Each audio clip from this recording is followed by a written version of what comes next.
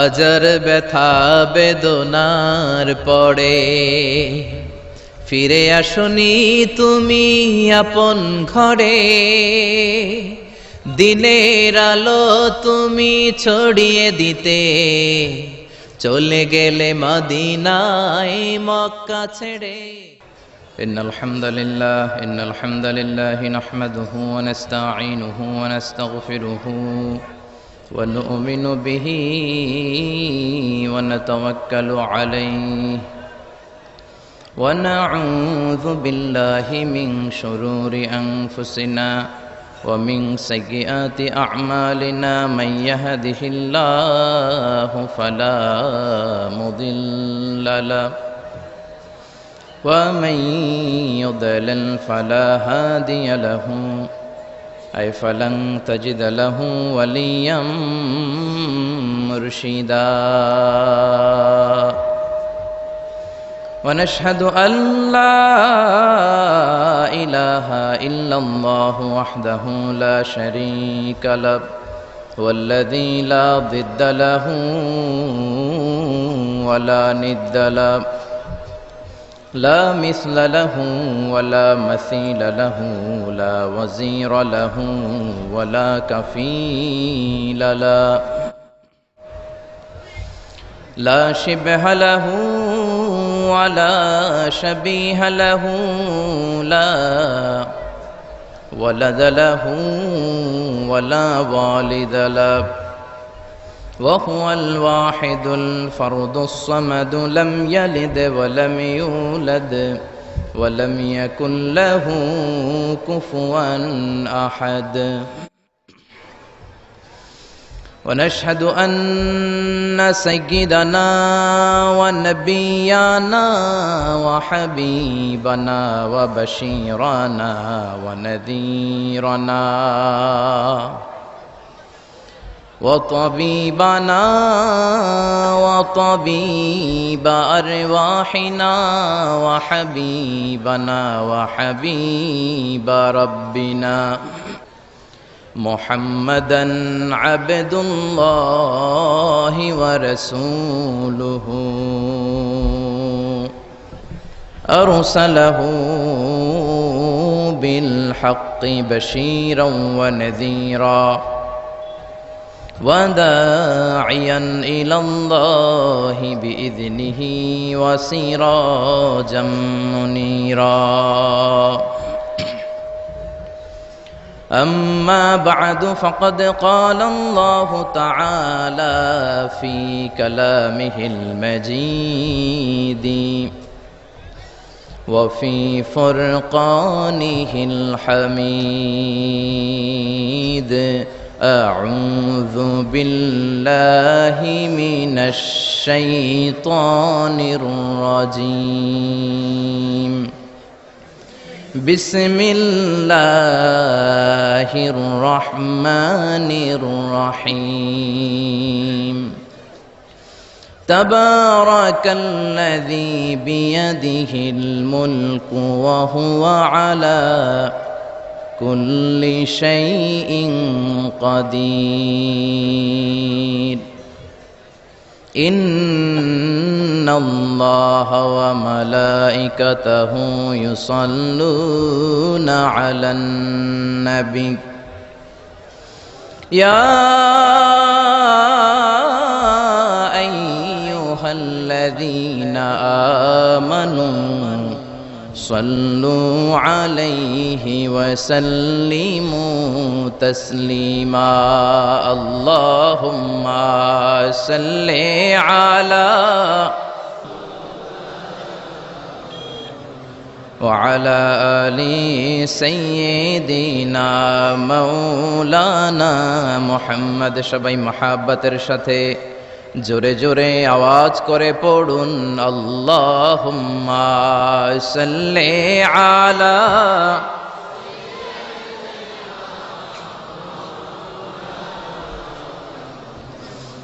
وعلى آل سيدنا مولانا محمد. তাহাজ্জুদের জায়নামাজে মরণ দিও প্রভু আমায়, একামতে দিনের কাজে কবুল করে নিও আমায়। তাহাজ্জুদের যায় নামাজে মরণ দিও প্রভু আমায়, একামতে দিনের কাজে কবুল করে নিও আমায়। আল্লাহুম্মা সাল্লি আলা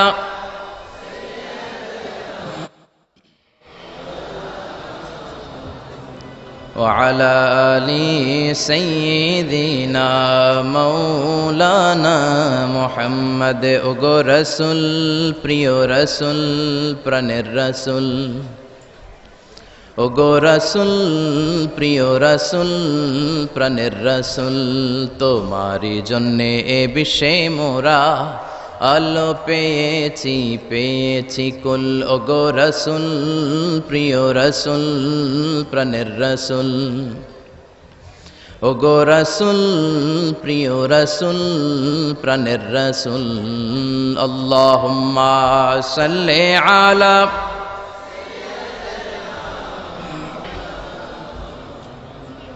وعلى آل سيدنا مولانا محمد لا إله إلا الله لا إله إلا الله جور لا إله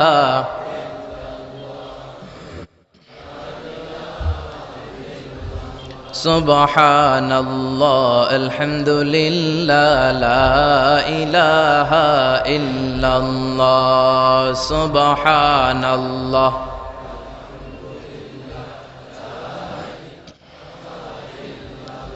আল্লাহ নামের জিকির করবে যারা, আল্লাহর কাছে প্রিয় তারা, আল্লাহর কাছে প্রিয় যারা, জান্নাতে প্রবেশ করবে তারা। জোরে লা ইলাহা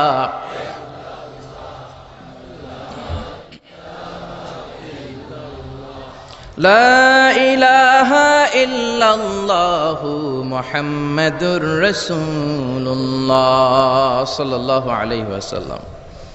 আপনারা সবাই কেমন আছেন? আমিও আলহামদুলিল্লাহ ভালো আছি। আমরা সুখে দুঃখে, সকালে বিকালে, শীতকালে গ্রীষ্মকালে একজনের শুকরিয়া করি, তিনি কে? আল্লাহর শুকরিয়া করলে নেয়ামত বাড়ায় দেয় কে? আর শুকরিয়া না করলে নেয়ামত কেড়ে নেয় কে?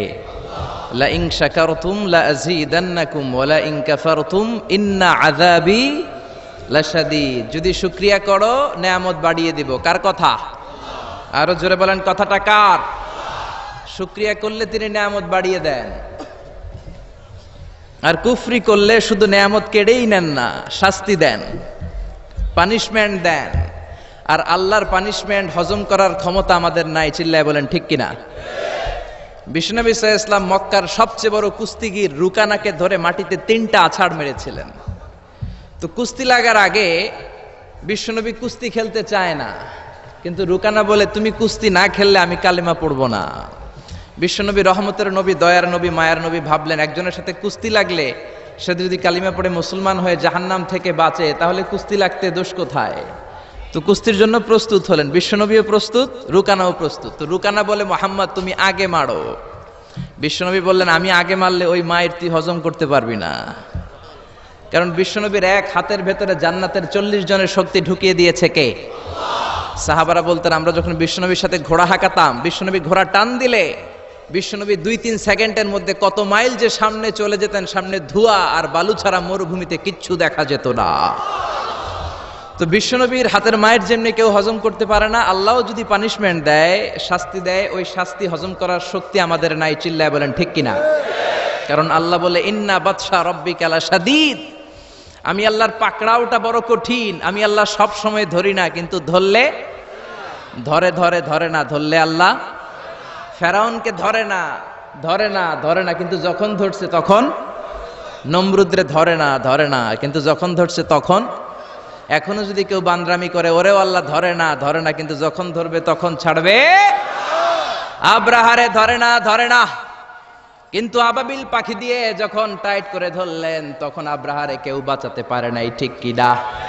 আবার কাবা ভাঙতে এলে পাঠাও আবাবিল, দাও খোদা দাও আমায় আবার, ওমর দারাজ দিল, দাও খোদা দাও আমায় আবার, ওমর দারাজ দিল।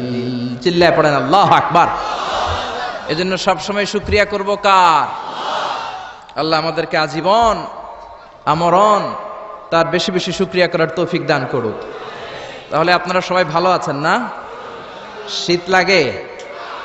লাগে না? আমি শীতে কাঁপতেছি, কয় লাগে না। তাহলে মাফলার পরছেন কেন? হ্যাঁ, চাদর গায়ে দিছেন কেন? সত্যি করে বলেন, শীত লাগে? এবার আবার কয় লাগে। আসলে কোনটা সঠিক, আগেরটা না এখনকারটা? এই শীতের কথাও কোরআনে আছে না নাই? রিহলাতা শীতাই ওয়াস সাইফ। কুরাইশরা বছরে দুইবার বিজনেস করতে বেরোতো, একটা শীতকালে আর একটা গ্রীষ্মকালে। শীতের কথাও আল্লাহ কোরআনে দিয়েছেন। তো আলহামদুলিল্লাহ, আল্লাহ আমাদেরকে ভালো রেখেছে। আড়াইবাড়ি দরবার শরীফের উদ্যোগে আজকের ৮০তম বিশাল ইসালে সওয়াব ও তাফসিরুল কোরআনের মাহফিলের মুহতারাম সভাপতি আমার প্রিয় নানা ভাই অধ্যক্ষ গোলাম সরোয়ার সাঈদী পীর সাহেব, আড়াইবাড়ি দরবার। আল্লাহ আমার প্রিয় নানা ভাইকে তুমি কবুল করে নাও। তিনি যেভাবে কোরআনের আলোকে গোটা বাংলাদেশ সহ গোটা বিশ্বে ছড়িয়ে দিচ্ছে, এর ধারাবাহিকতা আল্লাহ তুমি অটুট রাখো, তাকে তুমি সুস্থ রাখো। আমার আরেক নানা ভাই আড়াইবাড়ির পিসাব কুমিল্লা, উনি খুব অসুস্থ, হার্টে 3টা রিং পরানো হয়েছে। আল্লাহ তুমি ওনাকেও সুস্থ করে দাও। কেউ অসুস্থ হলে বিশ্বনবী পড়তেন আল্লাহুম্মা রাব্বান নাস আযহিবিল বাস ইশফি আনতা শাফি লা শিফা ইল্লা শিফাউক শিফাউন লা ইগাদিরু সাকামা। আবার পড়তেন আসআলুল্লাহাল আযীম রাব্বাল আরশিল আযীম আন ইয়াশফিয়াহ। এজন্য অসুস্থ হলে এই দোয়াগুলো পড়বেন, তাহলে সুস্থ করে দিবে কে? তাবিজ তোমার ঝুলানো যাবে না। অনেকে অসুস্থ হইলেই তাবিজ ঝুলায়, আসে না নাই? বিশ্বনবী 4 মাস, কোন বর্ণনায় 6 মাস অসুস্থ ছিলেন। লাবিদ ইবনুল আসাম, ইহুদিদের মিত্র, বিশ্বনবীকে ব্ল্যাক ম্যাজিক করেছে, কিন্তু বিশ্বনবী তাবিজ ঝুলান নাই। পরে মুআউযিজাতান, সূরাতুল ফালাক, সূরাতুন নাস নাজিল করে দিল কে? বিশ্বনবী পড়ে ফু দিলেন, বিশ্বনবী সুস্থ হয়ে গেল। চিল্লায় পড়েন আল্লাহু আকবার। এজন্য যারাই আজকের প্রোগ্রামে এসেছেন, আল্লাহ তাদের সবাইকে ভালো রাখুক, সুস্থ রাখুক। যত অসুস্থ আছে তাদের সবাইকে আল্লাহ শিফায়ে কামেলা নসিব করুক, আমরা পড়ি আমিন। আজকের মাহফিল আসতে পেরে আমরা খুশি না বেজার? কম না বেশি? আমরা সবাই খুশি, পরিমাণে বেশি। আওয়াজ করে পড়েন আল্লাহু আকবার। আমরা শুরুতেই ফরমালি আল্লাহ তাআলাকে থ্যাঙ্কস জানাই যে আল্লাহ তাআলা এরকম চমৎকার পরিবেশে কোরআন শোনার জন্য আমাদেরকে বসার তৌফিক এনায়েত করলেন। আমরা সবাই পড়ে নিচ্ছি কালিমাতুশ শুকুর, আলহামদুলিল্লাহ। আওয়াজ করে পড়েন রব্বানা লাকাল হামদ হামদান কাসীরান তাইয়িবান মুবারাকান ফীহি ইয়া রাব্বি লাকাল হামদু কামা ইয়ানবাগি লিজালালি ওয়াজহিকা ওয়া আযীমি সুলতানিকা। লাকাল হামদু বিল ঈমান, লাকাল হামদু বিল ইসলাম, লাকাল হামদু বিল কোরআন। আমরা প্রশংসা করলাম কার? জিকির করলাম কার? আল্লাহর নামটা জপতে কেমন লাগে? আল্লাহর তার সুন্দর নামগুলো ধরে ধরে ডাকতে কেমন লাগে? আপনার অন্তরের যত জ্বালা যন্ত্রণা মিটিয়ে দিতে পারে একজন, তিনি কে? হিন্দুরা ডাকে কৃষ্ণাকে, আমরা ডাকি আল্লাহকে। হিন্দুরা বলে जो तो मिटाना चाहे जीवन का तृष्णा सुबह शाम बोल बंदे कृष्णा कृष्णा कृष्णा। কিন্তু আমরা বলি जो तो मिटाना चाहे जीवन का जाला सुबह शाम बोल बंदे अल्लाह अल्लाह अल्लाह। ঠিক কি না? এজন্য আমাদের অন্তরের জ্বালা মেটাতে পারে একজন, তিনি কে? কেউ যেটা পারে না পারে কে? কেউ যেটা দেখে না দেখে কে? কেউ যেটা দেয় না দেয় কে? আমাদের মাথার উপরে কি বিশাল আকাশ, এক আকাশের চেয়ে আরেক আকাশ বড়। তার উপরে কোরআনের বাড়ি লৌহে মাহফুজ, সিদরাতুল মুনতাহা, ফেরেশতাদের কিবলা বাইতুল মামুর। তার উপরে আল্লাহর আরশ, তার উপরে আল্লাহর কুরসি। ওই কুরসির উপর থেকে 70,000 নূরের পর্দা, সেখান থেকে আল্লাহ আমাদের উপর রহমত নাজিল করেন। এত উপর থেকে সপ্ত জমিনের নিচেও কোনো পিপিলিকা যদি নীরবে নিঃশব্দে হেঁটে যায়, আল্লাহ ওই পিঁপড়ার পায়ের আওয়াজটাও শুনতে পায়। সুবহানাল্লাহ। বাড়িতে যে বললেন, আরো জোরে পড়েন সুবহানাল্লাহ। আসেন সে আল্লাহর নামের আমরা বড়ত্ব ঘোষণা করি। আল্লাহ বলেন রব্বাকা ফাকাব্বির, নবী আপনি আপনার রবের নামের বড়ত্বের ঘোষণা দেন। আসেন আল্লাহর নামের 3টা তাকবীর দিয়ে আমরা সরাসরি কোরআন থেকে শুনবো ইনশাআল্লাহ। পড়েন। প্রথম তাকবীর দিবেন বিবাহিতরা, দ্বিতীয় তাকবীর দিবেন অবিবাহিতরা, তৃতীয় তাকবীর দিবেন সবাই মিলে। বিবাহিত বনাম বিবাহিত না করলে আজকে আপনাদের জড়তা কাটবে না। বিবাহিতরা হাত তোলেন তো দেখি। আপনাদের দলে আমিও আছি ইনশাআল্লাহ, হাত নামান। অবিবাহিত কারা আসছো দেখি? ওরে আল্লাহ, এটা দেখি অবিবাহিতদের মাহফিল। মাশাআল্লাহ, হাত নামাও।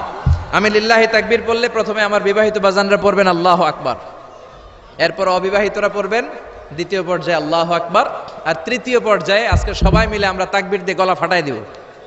পারা যাবে মুসলমান? শুরুতে বিবাহিতরা রেডি হন। বিবাহিত ভাইরা রেডি? রেডি? ওনারা যে রেডি এটাও কইতে পারে না রেডি। এদের আওয়াজ শুনে মনে হচ্ছে মহিলা সমাবেশে ওয়াজ করতেছি। মহিলা সমাবেশ হয় কসবাতে, মহিলা সমাবেশে এদিকে একটা পর্দা থাকে, আমি কাউরে দেখি না, আমি ওয়াজ করতেই থাকি আর হনতেই থাকে, কোনো সুবহানাল্লাহ নাই, আলহামদুলিল্লাহ নাই, কোনো আওয়াজ নাই। তো মনে হচ্ছে যে মহিলা সমাবেশ। আপনারা সামনে যারা বসা মহিলা না পুরুষ? পুরুষ এটাও কইতে পারলো না। চিৎকার করে বলেন মহিলা না পুরুষ? শুধু পুরুষ না সুপুরুষ? শুধু কি সুপুরুষ না ইমানদার সুপুরুষ? ইমানদার সুপুরুষের তাকবীরের আওয়াজ তো আকাশ বাতাস চন্দ্র সূর্য ভেদ করে আল্লাহর আরশে যে ধাক্কা লেগে যায়। তো শুরুতে বিবাহিত ভাইরা রেডি? গলা ফাটিয়ে তাকবীর দেওয়া যাবে? আমি পড়বো লিল্লাহি তাকবীর, প্রথম পর্যায়ে বিবাহিতরা পড়বে আল্লাহু আকবার। অনেকে কাশি দিয়ে গলা ঠিক করতেছে। তো বিবাহিত ভাইরা তাকবীর দেন, অবিবাহিতরা চুপ থাকো। বিবাহিত ভাইরা পড়েন লিল্লাহি তাকবীর। মাশাআল্লাহ, অনেক আওয়াজ হয়েছে, খারাপ না একেবারে। কি বলেন? খারাপ না, চলে চলে, আলহামদুলিল্লাহ। এবার অবিবাহিতরা, অবিবাহিত ভাইয়েরা কি রেডি?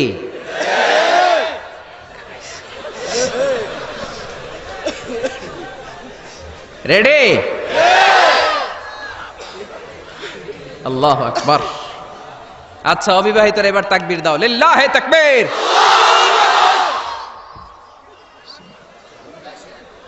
3-0 গোল। এবার বিবাহিত অবিবাহিত কোনো কথা নাই, আমরা সবাই মিলে 3টা তাকবীর দেব, যাতে আড়াইবাড়ি দরবারের এই প্যান্ডেল কেঁপে কেঁপে ওঠে আমার আল্লাহর নামে। জোরে বলেন ঠিক কিনা? তাকবীর নাম্বার 1, লিল্লাহি তাকবীর, লিল্লাহি তাকবীর, লিল্লাহি তাকবীর। আল্লাহ যদি কিয়ামতের দিন বলে, যা তুই আমার নামে তাকবীর দিয়েছিস, তোরে আমি মাফ করে দিলাম। আমরা আল্লাহর কাছে শুধু মাফ চাই, নাজাত চাই, ঠিক কিনা? আর কিছু যে চাই না আমি, চাই গো নাজাত। আল্লাহ তোমার কাছে আমার এই মুনাজাত, আল্লাহ তোমার কাছে আমার এই মুনাজাত। পড়েন আমিন। আমি আমার খুতবার শুরুতে সূরা মুলকের প্রথম আয়াত তেলাওয়াত করেছি। আসুন আজকের এই চমৎকার রজনীতে, এই মুবারক রজনীতে, এই বরকতময় সন্ধ্যায় রাতে আমরা সূরাতুল মুলকের আলোকে কথা শুনি। আওয়াজ করে পড়েন ইনশাআল্লাহ। সূরাতুল মুলক আল কোরআন আল কারীমের 29তম পারায় অবস্থিত সর্বপ্রথম সূরা, 29 পারার প্রথম সূরা। সূরাটি মাক্কি সূরা। এই সূরায় রুকু রয়েছে 2টি, আয়াত আছে 30টি। অনেক বরকতময় সূরা। বিশ্বনবী বলেন ইন্না হাযিহি সূরা মানিআতুন মিন আযাবিল কবর। এই সূরাটা যে তেলাওয়াত করবে আল্লাহ তাআলা তাকে কবরের আযাব থেকে বাঁচায় দিবে। সুবহানাল্লাহ, আস্তে বলেন। কোন সূরা তেলাওয়াত করলে? সূরা মুলক। সবাই বলেন কোন সূরা? Consider this program, tafsir program, as a class. The person is delivering lecture, sitting in front of you, he is your teacher, and you all sitting guys are the students of Tafsirul Quran. এই প্রোগ্রামগুলো, শীতের প্রোগ্রামগুলোকে ক্লাসের মতো মনে করবেন, তাহলে কিছু শিখে যাওয়া যাবে। আমার আগে হযরতুল আল্লাম কামালউদ্দিন সৈয়দ কামালউদ্দিন জফরি সাহেব ছিলেন আমাদের শিক্ষক, আমরা ছিলাম কোরআনের ছাত্র। এখন আমি একটু করে বসার সুযোগ পেয়ে গেলাম, আমি হয়ে গেলাম শিক্ষক, আর আমরা সবাই কোরআনের ছাত্র। খুশি না বেজার? তো সূরাতুল মুলক এমন সূরা যেটা আপনাকে কবরের আযাব থেকে বাঁচাবে। বিশ্বনবী বললেন মানে আতুন মিন আযাবিল কবর, এই সূরা যে তেলাওয়াত করবে তার কোনো কবরের আযাব হবে না। পড়েন সুবহানাল্লাহ। আমাদের কবরে যাওয়া লাগবে কি লাগবে না? কোনো সন্দেহ আছে? একদিন মাটির ভেতরে হবে ঘর রে মন আমার, কেন বাঁধো দালান ঘর রে মন আমার, কেন বাঁধো দালান ঘর। একদিন মাটির ভেতরে হবে ঘর রে মন আমার, কেন বাঁধো দালান ঘর। ঠিক কি না? দাদা চলে গেল, বাবা চলে গেল, চাচা চলে গেল, ফুফা চলে গেল, আপনি মনে হয় যাবেন না? যাবেন? তার জোরে বলা যায় না আপনি যাবেন না? আপনি যাবেন, আপনার ছেলে মেয়েগুলো যাবে, আপনার বিবির পেটে 2 মাসের ছোট্ট একটা বাচ্চা, এখনো রক্ত মাংস মানুষ হয় নাই, এতটুকু গোশতের টুকরা, ওই বাচ্চাটা মনে হয় যাবে না? যাবে? দুনিয়াতে আসেই তো নাই, যাবে কেমনে? আসবে, যতদিন হায়াত পাওয়ার পাবে তারপরে যাবে। চিল্লায় বলেন ঠিক কিনা?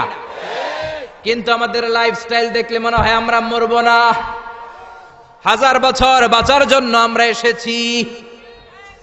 শুধু আমরা বলি সবকিছু আমার, আমার, আমার বাড়ি, আমার গাড়ি, আমার এলাকা, আমার দাপট, এগুলো বলতে আমরা খুব পছন্দ করি। চিল্লায় কোন ঠিক কিনা?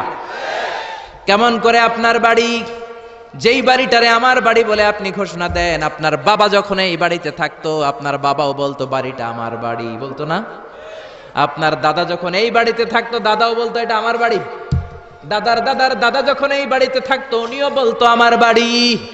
আপনি মরে গেলে আপনার ছেলে দাবি করবে আমার বাড়ি, ছেলে মরলে নাতি বলবে আমার বাড়ি, নাতির নাতির নাতিও যখন এই বাড়িতে থাকবে সেও বলবে আমার বাড়ি। বাড়ি একটা, দাবিদার কতজন চিন্তা করেছেন? পরের জায়গা পরের বাড়ি, ঘরে বাঁধিয়াই আমি রই, আমি তো সেই ঘরের মালিক নই। পরের জায়গা পরের বাড়ি, ঘরে বাঁধিয়াই আমি রই, আমি তো সেই ঘরের মালিক নই। ঠিক কি না? এজন্য এই দুনিয়াটা হলো ট্রানজিট পিরিয়ড, আজীবন থাকার জন্য আসি নাই, কিছুদিনের জন্য আসলাম। কবরের বাড়িতে আমাদেরকে যেতে হবে, কবরের প্রিপারেশন, প্রস্তুতি আমাদেরকে নিতে হবে। এই জন্য বিশ্বনবী বললেন ইন্না ফিল কুরআনিল সূরা, কোরআনের মধ্যে এমন একটা সূরা আছে মানিআতুন মিন আযাবিল কবর, এই সূরাটাকে তেলাওয়াত করলে ওই কবরের আযাব থেকে ওই বান্দাটারে বাঁচায়া দিবে কে? কি নাম ওই সূরার? আরো জোরে বলেন। সূরা মুলক তেলাওয়াত করতে রাজি আছেন তো? আবার বিশ্বনবী বললেন শাফাআত লি সাহিবিহা, এই সূরাটা কিয়ামতের দিন তেলাওয়াতকারীর জন্য আল্লাহর কাছে সুপারিশ করবে। আপনি তেলাওয়াত করলে আপনার জন্য আল্লাহর কাছে সুপারিশ করবে। কোরআন যদি কারো পক্ষে আল্লাহর কাছে সুপারিশ করে, ওই সুপারিশ আল্লাহ কোনোদিন ফেলে দিতে পারবে নাকি? পারবে? মাননীয় অর্থমন্ত্রী যদি মাননীয় প্রধানমন্ত্রী শেখ হাসিনার কাছে কোনো বিষয়ে সুপারিশ করে, শেখ হাসিনা এটাকে রিজেক্ট করতে পারবে? ফেলে দিতে পারবে? কারণ অর্থমন্ত্রীর সুপারিশ। চিল্লায় বলেন ঠিক কিনা? তেমনি কোরআন যদি কিয়ামতের দিন আপনার পক্ষে আল্লাহর কাছে সুপারিশ করে, কোরআনের সুপারিশও কবুল করে নিবে কে? আবার বিশ্বনবী বললেন খাসামাত আন সাহিবিহা, এই সূরাটা কিয়ামতের দিন তেলাওয়াতকারীর পক্ষ নিয়ে আল্লাহর সাথে ডিবেট করবে, ঝগড়া করবে, তর্ক করবে। আল্লাহর সাথে ডিবেট, আল্লাহর সাথে ঝগড়া, সাহস বেশি না কম? জোরে বলেন। আল্লাহর সাথে ঝগড়া করবে, তর্ক করবে, কতক্ষণ? হাত্তা আদখালাহুল্লাহুল জান্নাহ, যতক্ষণ না আল্লাহ তাআলা এই সূরার তেলাওয়াতকারীকে জান্নাতে ঢুকিয়ে না দেয় ততক্ষণ এই সূরা আল্লাহর সাথে তর্ক করতেই থাকবে। চিল্লায় সবাই পড়েন আল্লাহু আকবার। এজন্য বিশ্বনবী বলতেন মান ক্বারা বিহা ফি লাইলাতিন ফাকাদ আকসারা ওয়া আতাবা, রাত্রি বেলা এই সূরাটা যে তেলাওয়াত করবে তার আমলনামাটা সওয়াব দিয়ে পরিপূর্ণ করে দিবে কে? এখন দিন নাকি রাত? জোরে বলেন। এখন সূরাতুল মুলকের তাফসীর শুনলে প্রত্যেকের আমলনামাটারে সওয়াব দিয়ে পূর্ণ করে দিবে কে? এজন্য বিশ্বনবী বলতেন আমি চাই আমার প্রতিটা উম্মতের হৃদয়ে এই সূরাটা গাঁথা থাক, আমি চাই আমার প্রতিটা উম্মতের সিনার ভিতরে সূরাতুল মুলকটা মুখস্থ থাক, আমি চাই আমার প্রতিটা উম্মতের কলিজার ভিতরে এই সূরাটা হিফজ করা থাক। পড়েন সুবহানাল্লাহ। এজন্য বিশ্বনবীর উম্মত হিসেবে এই সূরাতুল মুলক আমাদের মুখস্থ থাকার দরকার আছে না নাই? জোরে বলেন। সূরা মুলক মুখস্থ করতে রাজি আছেন? যে কয়েকজন ইনশাল্লাহ বলছেন শুধু তারা করবেন, বাকিরা করবেন না। সূরাতুল মুলক মুখস্থ করতে রাজি আছেন সবাই? এই সূরার মাত্র 30টা আয়াত। কয়টা? এক মাসে কয়দিন? আপনাদের এই আড়াইবাড়ি এলাকায় কয়দিন? এদিকে 30 দিন। তাহলে প্রতিদিন যদি একটা করে আয়াত মুখস্থ করেন, পুরা সূরাটা মুখস্থ করতে লাগবে কয়দিন? জোরে বলেন না। তাহলে আগামী এক মাসে আমরা এই সূরাতুল মুলক মুখস্থ করে ফেলবো। রাজি আছেন? রাজি আছেন সবাই? আল্লাহ তুমি কবুল করো।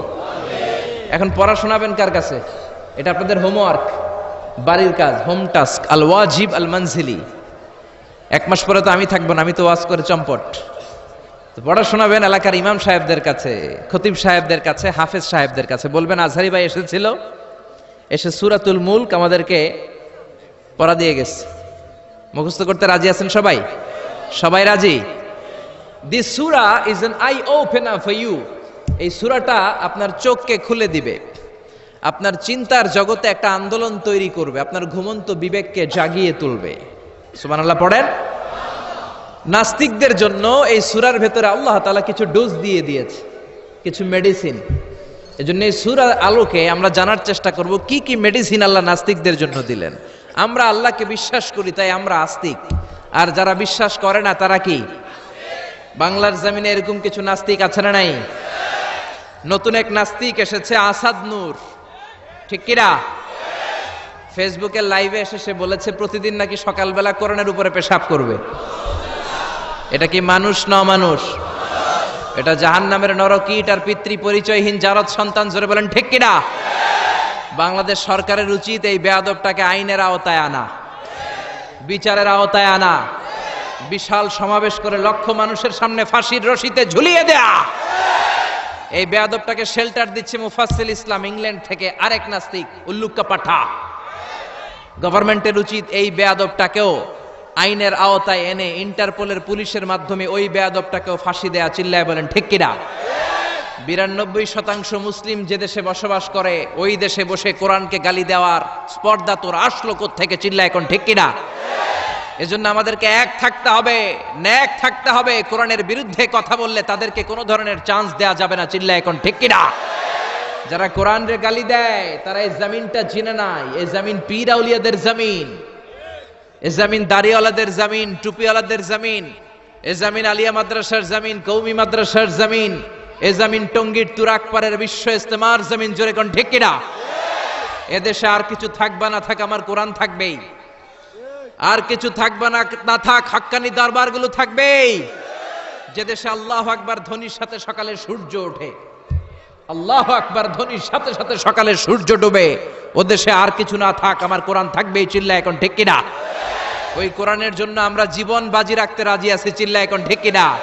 কারা কারা রাজি? দুহাত উঁচু করে আল্লাহর দেখা।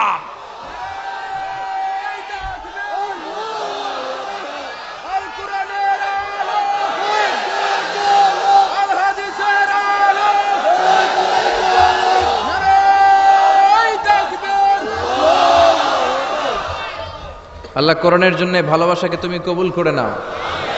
এই যে কোরআনের কথা শুনলে আমরা আবেগ আপ্লুত হয়ে যাই, এই দরদটাকে তুমি আমাদের নাজাতের ওসিলা বানাও। আরো জোরে পড়েন আমিন। এই সূরাটা আপনার চোখ খুলে দিবে। নাস্তিকদের জন্য আল্লাহ এই সূরাতে ডোজ দিয়েছে। নাস্তিকরা বলে আমরা স্রষ্টায় বিশ্বাস করি না, এর কারণ আনসিন ইজ নাথিং, যেটা দেখা যায় না ওইটা মানি না। নাস্তিকরা যে আল্লাহ তাআলাকে বিশ্বাস করে না, তাদের সবচেয়ে যুক্তি হচ্ছে আনসিন ইজ নাথিং, যেটা দেখা যায় না ওইটা বিশ্বাস করি না। তো নাস্তিককে জিজ্ঞেস করবেন, do you see the air in the atmosphere? এই যে বায়ুমণ্ডলে বাতাস, তুমি কি বাতাস দেখতে পাও? So why do you believe on that? তাহলে বাতাস না দেখলে বাতাসে বিশ্বাস করো কেন? Do you see the bad headache someone feel in his head? কেউ যখন মাথায় ব্যথা পায়, অনেকে এসে বলে হুজুর মাথার ব্যথায় মরে যাচ্ছে, একটু ফু দিয়ে দেন। ওর যে মাথায় ব্যথা আমি কি দেখতে পাচ্ছি? কথা বলেন। So why do you believe on that? তাহলে বিশ্বাস করো কেন? আরে মিয়া, তুমি তো তোমার নিজেরই দেখো না, নিজের স্রষ্টারে দেখবা কেমন করে? আমরা কি আমাদের চোখ দেখতে পাই আয়নার সাহায্য ছাড়া? জোরে বলেন। আমি কি আমার চোখ দেখতে পাচ্ছি? আপনারা আপনাদের চোখ দেখতে পাচ্ছেন? আপনারা আমারটা দেখতেছেন, আমি আপনাদেরটা দেখতেছি, কিন্তু আমরা কি আমাদেরটা দেখতে পাচ্ছি? সামনে আয়না না ধরলে আমরা আমাদের চোখ দেখি না। আপনি কি আপনার পিঠ দেখেছেন আয়নার সাহায্য ছাড়া? জোরে বলেন। আরে আয়না এনে দিলেও তো পিঠ দেখতে গেলে ঘাড় ভেঙে যাওয়ার সম্ভাবনা আছে, চিল্লা এখন ঠিক কিনা? এজন্য আল্লাহ ডেকে বলে, গোলাম আমারে দেখা যায় না। লা তুদরিকুহুল আবসার ওয়া হুয়া ইউদরিকুল আবসার ওয়া হুয়াল লাতীফুল খাবীর। পৃথিবীর কোন চোখ আমি আল্লাহরে দেখে না, আমি আল্লাহর চোখ পৃথিবীর সবাইরে দেখে, ঠিক কি না? এজন্য আমারে দেখা যায় না। আমার সৃষ্টির দিকে নজর করে তাকা, আমার সৃষ্টির ভেতরে আমি আল্লাহর নিদর্শন আছে না নাই? কক্সবাজারে যান, the longest sea beach in the world, পৃথিবীর সবচাইতে বড় সমুদ্র সৈকত বাংলাদেশে দিয়ে দিয়েছে কে? 155 কিলোমিটার। এই সাগরের সামনে যখন দাঁড়াবেন, সাগরের ঢেউ তর্জন গর্জন যখন আপনার চোখে পড়বে, সাগরের দিকে তাকালে আপনি বুঝতে পারবেন এই সাগরেরও একজন স্রষ্টা মালিক আছে না নাই? পাহাড়ের দিকে নজর করলে বুঝবেন পাহাড়ের একজন স্রষ্টা আছে। মরুভূমির দিকে যদি তাকান আপনি বুঝতে পারবেন এই মরুভূমির একজন স্রষ্টা আছে। ঝর্ণার দিকে নজর করলে বুঝবেন এই ঝর্ণারও একজন মালিক আছে না নাই? ঝর্ণা ঝর্ণা ঝর্ণা রে, বলনা বলনা বলনা রে, কার বিরহে পাগল পাড়া তুই, কার মিলনে ফুল ফসলে ভরা রে তোর দুকুল ভুই, কার মিলনে ফুল ফসলে ভরা রে তোর দুকুল ভুই, ঝর্ণা ঝর্ণা ঝর্ণা রে, বলনা বলনা বলনা রে, কার বিরহে পাগল পাড়া তুই। পড়েন আল্লাহু আকবার। ঝর্ণার দিকে যদি তাকান অন্তরের চোখ নিয়ে, আপনার অন্তর আপনাকে সায় দিবে, বলে দিবে যে এই ঝর্ণা এমনি এমনি তৈরি হয় না, এই ঝর্ণারও একজন স্রষ্টা আছে না নাই? এজন্য নাস্তিকদের জন্য আল্লাহ সূরাতের ডোজ দিয়েছেন। কুফানগরীতে এক নাস্তিক ছিল, সে বলে আমি স্রষ্টাকে মানি না, যদি কেউ আমার সামনে এসে প্রমাণ করে দিতে পারে যে স্রষ্টা বলে একজন কেউ আছে আমি মেনে নিব।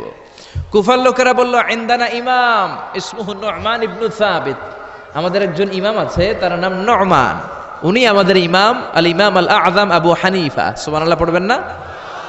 সবাই বলল তুমি নাস্তিক, তোমার ইমামে আযম আবু হানিফা নু'মান ইবনু সাবিত, উনি বুঝাইয়ে দিতে পারবে যে স্রষ্টা বলে একজন আছে। নাস্তিক বলে কই তোদের ইমাম, নিয়ে আয়। সময় দেয়া হলো জুমার নামাজের পরে দুপুর 2টায় কুফার একটা ময়দানে সাইয়েদনা ইমাম আবু হানিফা আর নাস্তিক একসাথে তর্ক করবে, ডিবেট করবে। সাইয়েদনা আবু হানিফা উনি আল্লাহর পক্ষে আর নাস্তিক আল্লাহর বিপক্ষে। তো যেদিন তর্কের ডেট করা হলো, হাজার হাজার মানুষ এসেছে, ওই নাস্তিকও এসেছে, আসে নাই শুধু ইমাম আবু হানিফা। 2টার দিকে এসে সবাই বসে আছে, আসে না। 2:30 বাজে আসে না, 3টা বাজে আসে না, 3:30 আসে না, 4টার দিকে দৌড়ায় আসছে। নাস্তিক বলে যেই লোকের সময় জ্ঞান নাই ওই লোকের সাথে কোনো তর্ক নাই। কথা শুনতেছেন? মনোযোগ আছে না গেছে? যার সময়ের জ্ঞান নাই তার সাথে তর্ক নাই। ইমাম আবু হানিফা বললেন, ইনদি উযর, আমার ওজর আছে, আই হ্যাভ এক্সকিউজ। কি এক্সকিউজ আছে? আবু হানিফা বলতে শুরু করলেন, আমি যখন ঘর থেকে বের হয়ে যাই আমার বাড়ির সামনে বিশাল একটা নদী পড়ে যায়, এই নদীটা পার হয়ে আসতে হয়। আজকে যে দেখি নদীর সামনে কোনো মানুষ নাই, কোনো নৌকা নাই, কেউ নাই, নদীর পাশেই বিশাল বড় একটা গাছ। হঠাৎ দেখলাম এমনি এমনি গাছটা কেটে 2 ভাগ হয়ে গেল, এমনি এমনি গাছ থেকে তক্তা বেরোয় জোড়া লেগে গেল। করাত ছাড়া, মিস্ত্রি ছাড়া কাঠগুলো অটোমেটিক্যালি লেগে লেগে নৌকা হয়ে গেল। মাঝি ছাড়া, লগি ছাড়া, বৈঠা ছাড়া এই নৌকাতে আমি উঠে বসলাম, নৌকা আমাকে নিয়ে টান দিয়ে সা করে নদীর উপার নিয়ে গেল। এই প্রসেসিংটা হতে আমার 2 ঘন্টা সময় লেগেছে। কয় ঘন্টা? নাস্তিক কয় তবে ইমাম গাঞ্জা খাইছে, গাঞ্জা। তোদের ইমাম গাঁজা খেয়েছে অথবা গত রাতে ঘুমায় নাই। সাইয়েদনা ইমাম আবু হানিফা বললেন, এমন কথা বলেন কেন? নাস্তিক বলে, মানুষ ছাড়া, করাত ছাড়া, মিস্ত্রি ছাড়া গাছ এমনি এমনি 2 ভাগ হয়ে যায় নাকি? এমনি এমনি তক্তা জোড়া লেগে যায় নাকি? কাঠের পিসগুলো জোড়া লেগে লেগে নৌকা হয়ে যায় নাকি? মাঝি ছাড়া, লগি ছাড়া, বৈঠা ছাড়া নদীর এপার থেকে নৌকা কাউকে নিয়ে ওপারে চলে যায় নাকি? ইমাম আবু হানিফা বললেন, now you are on the right track, এই তো আপনি লাইনে চলে আসছেন, এখন আপনারা বোঝানো সহজ হবে আমার। সাইয়েদনা ইমাম আবু হানিফা বললেন, বুঝলাম, এমনি এমনি কিছু হয় না। এমনি এমনি তক্তা হয় না, এমনি এমনি নৌকা হয় না, এমনি এমনি মাঝি ছাড়া নৌকা চলে না। তাহলে আকাশটা কেমন করে এমনি এমনি হলো? জমিনটা কেমন করে এমনি এমনি হলো? মহাশূন্য কেমন করে এমনি এমনি হলো? নভমণ্ডল ভূমণ্ডল কেমন করে এমনি এমনি হলো? কার ইশারায় সাগর বয়ে যায়, কার ইশারায় ঝর্ণা চলে? চিল্লা এখন সুবহানাল্লাহ। নাস্তিক বলে তাই তো, এইভাবে তো আমি ভেবে দেখি নাই, আসলেই তো আমি একটা উল্লুক্কা পাঠা, আমি তো চিন্তা করি না এইভাবে। নাস্তিক বলে, ও ইমাম, আপনি আমার ঘুমন্ত বিবেককে জাগিয়ে দিয়েছেন, আমার চোখ আপনি খুলে দিয়েছেন, আর দেরি করার দরকার নাই, আপনি আমারে পড়িয়ে দেন লা ইলাহা ইল্লাল্লাহু মুহাম্মাদুর রাসূলুল্লাহ সাল্লাল্লাহু। এজন্য সূরার ভেতরে নাস্তিকদের জন্য কিছু মেডিসিন দিয়েছে কে? আরো জোরে সবাই বলেন কে? সূরার নাম আরো জোরে সবাই বলেন না, কি নাম? সূরা মুলক। মুলক মানে ক্ষমতা, মুলক মানে কি? মুলক মানে পাওয়ার, মুলক মানে অথরিটি, মুলক মানে সভরেন্টি। আল্লাহ শুরু করলেন তাবারাকাল্লাযী বিয়াদিহিল মুলকু ওয়া হুয়া আলা কুল্লি শাইইন কাদির। সুমহান সেই সত্তা যার হাতে ক্ষমতা, আর তিনি পৃথিবীর সব কিছু করার ব্যাপারে সক্ষমতা রাখেন। সুবহানাল্লাহ। আল্লাহ শুরু করলেন তাবারাকা দিয়ে, তাবারাকাল্লাযী বিয়াদিহিল মুলক। সুমহান সেই সত্তা যার হাতে ক্ষমতা। ক্ষমতা কার হাতে? সবাই বলেন কার হাতে? নাকি আপনাদের হাতে? আপনারা তো বলেন ক্ষমতা আপনাদের হাতে, বলেন না? জনগণ সকল ক্ষমতার উৎস, বলেন না? এটা রাষ্ট্রীয় কুফুরি, রাষ্ট্র থেকেও কিছু কুফুরি আমাদেরকে শেখানো হয়। এজন্য রাষ্ট্রের সব সিগন্যাল মেনে নেওয়া যাবে না। চিল্লা এখন ঠিক কিনা? জনগণ সকল ক্ষমতার উৎস নয়, সকল ক্ষমতার উৎস হচ্ছে একজন, তিনি কে? একটু খেয়াল করে বুঝে উত্তর দেন। কেমন করে আপনি ক্ষমতার উৎস হন? আপনার যখন পেটে ব্যথা হয়, আপনি বিছানায় গড়াগড়ি খান কি খান না? ডায়রিয়া হলে চিল্লাচিল্লি করেন কি করেন না? তো আপনি না ক্ষমতার উৎস, আপনি চিল্লাচিল্লি করেন কেন? 3 বার ডায়রিয়ার কারণে টয়লেটে গেলে 4র্থবার আর চেহারার দিকে তাকানো যায় না। 5 বার বাথরুমে গেলে বাইরে একা আই আর হাইতান্ন আই মরি যাইউম। তো হাইতান্ন কিল্লাই? আপনার ক্ষমতার মালিক। ডায়রিয়া হলে আপনি টয়লেট থেকে বের হয়ে বলবেন আমি ক্ষমতার মালিক, এই জন্য আমার ডায়রিয়া হয়েছে। আসলে আমরা ক্ষমতার মালিক নই, ক্ষমতার মালিক একজন, তিনি কে? আমরা হলাম সবাই দুর্বল। ওয়া খুলিকাল ইনসানু দাঈফা। আমাদেরকে দুর্বল বানিয়ে আল্লাহ তৈরি করেছেন। শুধু আমরাই দুর্বল নই, আমরা দুর্বলের ঘরের দুর্বল। আমরা দুর্বল, আমাদের বাবাও দুর্বল, দাদাও দুর্বল, তার মানে দুর্বলের ঘরের, দুর্বলের ঘরের আমরা তো দুর্বল। রিকশার টায়ার পাংচার হলে আমরা বাজারে লাভ দিয়ে উঠি, লাভ দেন না? আমি কত লাভ দিছি? আমি তো এক জেলা থেকে আরেক জেলায় তাফসীর প্রোগ্রামের কারণে যাওয়া লাগে, তো মাঝ রাতে মাঝে মাঝে ট্রাকের চাকা টায়ার পাংচার হয়ে যায়, তো লাভ দিয়ে উঠি। রিকশাওয়ালারে বলি কিরে, ড্রাইভারে বলি কিরে কিসের আওয়াজ? বলে হুজুর ট্রাকের টায়ার পাংচার হয়ে গেছে, লাভ দিয়ে উঠি। কোনো ক্ষমতা নাই। পিছন থেকে কেউ যদি বলে হুজুর মাহফিলের প্যান্ডেলে সাপ, ফস, খুঁজে পাওয়া যাবে? আপনারা থাকলে আমি দৌড় দুমে এসি বাদিয়া, চাচা আপন প্রাণ বাসা। 3-4টা ভাউয়া ব্যাং যদি কেউ ছেড়ে দেয়, এখানে একটা ওইদিকে একটা ওইদিকে একটা, ব্যাং আর কি লাভ দিবে? তার সে 3 ডবল লাভ দিয়ে আপনারা পালাবেন, ঠিক কিনা? তাহলে আসলে আমাদের কোনো ক্ষমতা নাই, ক্ষমতার মালিক হলো একজন, তিনি কে? এজন্য রব্বুল আলামিন বলেন তাবারাকাল্লাযী বিয়াদিহিল মুলকু ওয়া হুয়া আলা কুল্লি শাইইন কাদির। সুমহান সেই সত্তা যার হাতে ক্ষমতা। ক্ষমতা কার হাতে? আমাদের কোনো ক্ষমতা নাই, আমরা নকল ক্ষমতার মালিক, আসল ক্ষমতার মালিক একজন, তিনি কে? আমাদের যে ক্ষমতা নাই, এটা ভূমিকম্প হলে টের পাওয়া যায়। রাত 3টার দিকে যখন ভূমিকম্প হয়, সব লোক বিল্ডিং থুয়া দেয় দৌড়, ভাড়াটিয়াও দৌড়, বাড়িওয়ালাও দৌড়। কসবা এলাকার বাড়িওয়ালারা মনে হয় দৌড় দেয় না, কথা বলেন? ভাড়াটিয়াও দৌড় দেয়, বাড়িওয়ালাও দৌড় দেয়। চিল্লায় বলেন ঠিক কিনা? রাত 3টায় যখন ভূমিকম্প হয়, পুলিশের প্রধানও দৌড় দেয়, বাস্তবে তো র্যাবের প্রধানও দৌড় দেয়, প্রেসিডেন্টও দৌড় দেয়, শুধু প্রধানমন্ত্রী দৌড় দেয় না। দেয়? আমি কই নাই কিন্তু, আপনারা কইছেন। দোষ আপনাদের। আমার কোনো দোষ নাই, আমি প্রধানমন্ত্রীর কিছু বলি নাই। চাচা আপন প্রাণ বাঁচা। রাতে ভূমিকম্প হলে দৌড় দিতে হয়, চিল্লায় বলেন ঠিক কিনা? 2004 সালে বরিশালে প্রথমে গেলাম বাসে, ফিরে আসতেছি লঞ্চে, নদীর মাঝখানে তুফান, জাহাজ ডুবে যাবে। ওই দিন চিনলাম আল্লাহ কারে কয়, আল্লাহ কেসকো কাতে হে। ওই দিন লঞ্চের শুধু মুসলমানেরাই আল্লাহরে ডাকে নাই, হিন্দুরাও জিকির করছে কার? ওই দিন সবার মুখে একটা জিকির ছিল, লা ইলাহা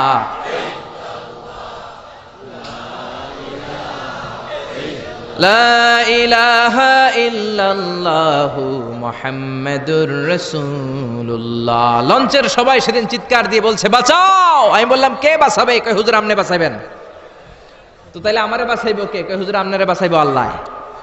আসলে বিপদে পড়লে বোঝা যায় আমাদের কোনো ক্ষমতা নাই, ক্ষমতার মালিক হচ্ছেন একজন, তিনি কে? এজন্য রাব্বুল আলামিন বলেন, কুলিল্লাহুম্মা মালিকাল মুলকি তুতিল মুলকা মান তাশাউ ওয়া তানজিউল মুলকা মিম্মান তাশা ওয়া তুইজ্জু মান তাশাউ ওয়া তুযিল্লু মান তাশাউ বিয়াদিকাল খায়র ইন্নাকা আলা কুল্লি শাইইন কাদির। ও আল্লাহ, আপনি ক্ষমতার মালিক। ক্ষমতার মালিক কে? আপনি যারে চান ক্ষমতার চেয়ারে বসান, আবার যারে চান ক্ষমতা থেকে নামিয়ে দেন। ফেরাউনকে মিশরের মসনদে বসালো কে? আবার সাগরের পানিতে সুবানি খাওয়াইলো কে? নমরুদকে ইরাকের চেয়ারে বসালো কে? আবার মশার কামড় দিয়ে শেষ করে দিল কে? ডোনাল্ড ট্রাম্পকে আমেরিকার ক্ষমতার চেয়ারের মধ্যে বসালো কে? ডোনাল্ড ট্রাম্প যদি বান্দ্রামি করে ওইটারও লাথি মাইরা নামায়া দিতে পারে কে? এজন্য আল্লাহ বললেন, তাবারাকাল্লাযী বিয়াদিহিল মুলকু ওয়া হুয়া আলা কুল্লি শাইইন কাদির। সুমহান সেই সত্তা যার হাতে ক্ষমতা, সব ক্ষমতা কার হাতে? জোরে বলেন না, কার হাতে? এই পৃথিবীতে অনেক দেশের প্রধানমন্ত্রী কিংবা প্রেসিডেন্ট ক্ষমতার চেয়ারে 5 বছরের মেয়াদে বসে, জানেন? জানেন না? না, কোন দেশে 5 বছরের মেয়াদে, কোন দেশে 10 বছরের মেয়াদে। তো আমার আল্লাহ ক্ষমতার চেয়ারে বসছে কয় বছরের মেয়াদে? কথা বলেন। 20 বছর, 50 বছর, 100, 200, এর চেয়ে বেশি? উনার ক্ষমতার নির্দিষ্ট মেয়াদ নাই, উনার আজীবন মেয়াদ। সুবহানাল্লাহ কইবেন না? ওয়াল আউয়াল ওয়াল আখির ওয়াল যাহির ওয়াল বাতিন ওয়া হুয়া বিকুল্লি শাইইন আলিম। আল্লাহ বললেন, আমি প্রথম, আমি শেষ, আমি প্রকাশ্য, আমি গোপন। অনাদিকাল থেকে আমি আল্লাহ ক্ষমতার চেয়ারে বসা, অনন্তকাল পর্যন্ত থাকব। ঠিক কি না? 5 বছর 10 বছরের মেয়াদে আল্লাহ ক্ষমতার চেয়ারে বসে নাই। আল্লাহর ক্ষমতার মেয়াদ হচ্ছে আজীবন মেয়াদ। চিল্লায় বলেন ঠিক কি না? বুঝে শুনে উত্তর দিবেন। পৃথিবীর অনেক দেশে ক্ষমতায় যেতে হলে ডেমোক্রেটিক সিস্টেমে ক্ষমতায় যেতে হয়, মানে ভোটে জিতে। তো আল্লাহ তো ভোটে জিতে ক্ষমতায় আসছে, তাই না? ভোট ছাড়া, হ্যাঁ, এমনি এমনি চলে আসছে। আবার পৃথিবীর অনেক দেশে ডিকটেটরশিপ সিস্টেমে, মানে স্বৈরাচারী পদ্ধতিতে, জোর যার মুল্লুক তার, ওই সিস্টেমে ক্ষমতায় বসে। আল্লাহ তো এই সিস্টেমে আসছে না? আচ্ছা। আবার অনেক দেশে আছে মোনার্কি সিস্টেম, রাজতন্ত্র, বাবা রাজা, তার ছেলেও রাজা। তো আল্লাহর বাবা ছিল রাজা, এই জন্য আল্লাহও রাজা। বিষয়টা কেমন? আল্লাহ বললেন, খবরদার, আমার ক্ষমতার সাথে তোদের ক্ষমতা মিলাবি না। কুল হুয়াল্লাহু আহাদ আল্লাহুস সামাদ লাম ইয়ালিদ ওয়া লাম ইউলাদ ওয়া লাম ইয়াকুল লাহু কুফুয়ান আহাদ। লাম ইয়ালিদ ওয়া লাম ইউলাদ, আমি কাউরে জন্ম দেই নাই, আবার আমি কারো কাছ থেকে জন্ম নেই নাই, উত্তরাধিকার সূত্রে কারো কাছ থেকে ক্ষমতা পাই নাই। বিশ্বের শুরুতে, মহাবিশ্বের শুরু থেকে যে ক্ষমতার চেয়ারে আমি আল্লাহ বসে আছি, আমি আল্লাহ এই ক্ষমতার চেয়ারে শেষ পর্যন্ত থাকবো। চিল্লায় বলেন ঠিক কি না? আমাদের ক্ষমতার সাথে ওনার ক্ষমতার কোনো মিল নাই। আবার পৃথিবীর অনেক দেশে দেখবেন ক্ষমতায় যেতে হলে কোয়ালিশন করা লাগে। বাংলাদেশে এটারে বলে জোট করা লাগে। কি করা লাগে? জোটের রাজনীতি বাংলাদেশে আছে না নাই? কথা বলেন। কথা কয় না, মনে হয় কিছু বুঝেই না। জোটের রাজনীতি আছে না নাই? জোট যার বেশি ক্ষমতা তার বেশি, ঠিক কি না? প্রথমে শুরু হইল 4 দলীয় জোট, তারপর 14 দলীয়, তারপর 18 দলীয়, এরপর 20 দলীয়, এরপর মহাজোট, এবার হবে মহাজোট। তো আল্লাহ তো জোট করে ক্ষমতায় আসছে। আল্লাহর জোট করা লাগছে, কোয়ালিশন করা লাগছে। আল্লাহ বললেন খবরদার, ওয়ালাম ইয়াকুল্লাহু শারীকুম ফিল মুলকি ওয়া কাব্বিরহু তাকবীরা। আমার ক্ষমতায় কোনো অংশীদার দল নাই, আমার ক্ষমতার মধ্যে কোনো শরিক দল নাই, আমার কোনো জোট নাই, আমার কোনো কোয়ালিশন নাই। আমি একাই ক্ষমতার মালিক, আমার ক্ষমতায় ভাগ বসানোর মতো কেউ নাই। জোরে কোন ঠিক কিনা? আবার দেখবেন পৃথিবীর অনেক দেশে আন্দোলনের মাধ্যমে ক্ষমতার চেয়ার থেকে নামানো যায়। যিনি প্রেসিডেন্ট, একটা আন্দোলন করলে ক্ষমতা থেকে নামানো যায়, এরকম আছে না নাই?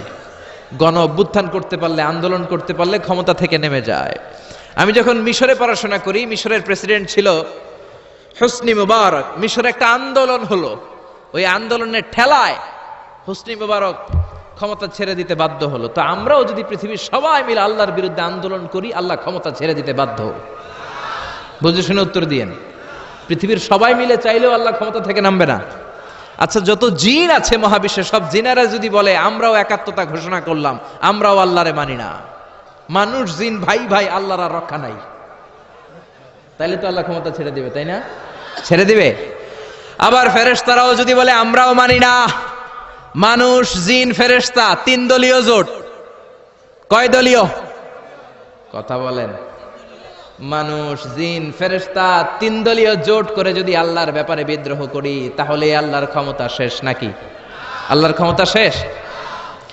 আল্লাহ বললেন ওয়া আন্নাকুম গায়রু মুআজিজিল্লাহ।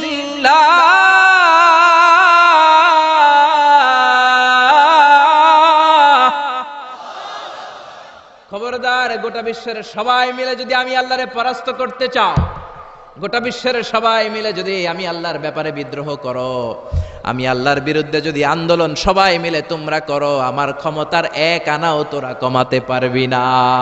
সুবহানাল্লাহ। তার মানে আমাদের ক্ষমতার সাথে আল্লাহর ক্ষমতার কোনো মিল নাই। চিল্লায় বলেন ঠিক কিনা? আবার বুঝে শুনে উত্তর দেন। অনেক দেশে দেখবেন রাজার বয়স এত হইছে, বয়সের ভারে নুজ্জ হয়ে 70-80-তে পৌঁছে গেছে, কয় আই আর 57, আমি অবসরে যাব, সেলফ রিটায়ারমেন্ট, স্বেচ্ছায় অবসরে যাব। এরকম হয় না? অনেক রাজা, সুলতান, প্রেসিডেন্ট স্বেচ্ছায় অবসরে চলে যায়। তো আল্লাহরও তো অনেক বয়স হয়েছে, এখন আল্লাহর অবসরে যাওয়ার সময় এসেছে। বয়স হয় নাই, এত বছর উনি ক্ষমতা চালায়, এখনো বয়স হয় নাই। উনি ক্লান্ত হয় না? ওনার ঘুমে ধরে না? আল্লাহ বললেন খবরদার, লা তাখুযুহু সিনাতুন ওয়ালা নাওম। আমার ঘুম নাই, আমার কোনো নিদ্রা নাই, আমার কোনো তন্দ্রা নাই, আমার কোনো ঝিমুনি নাই।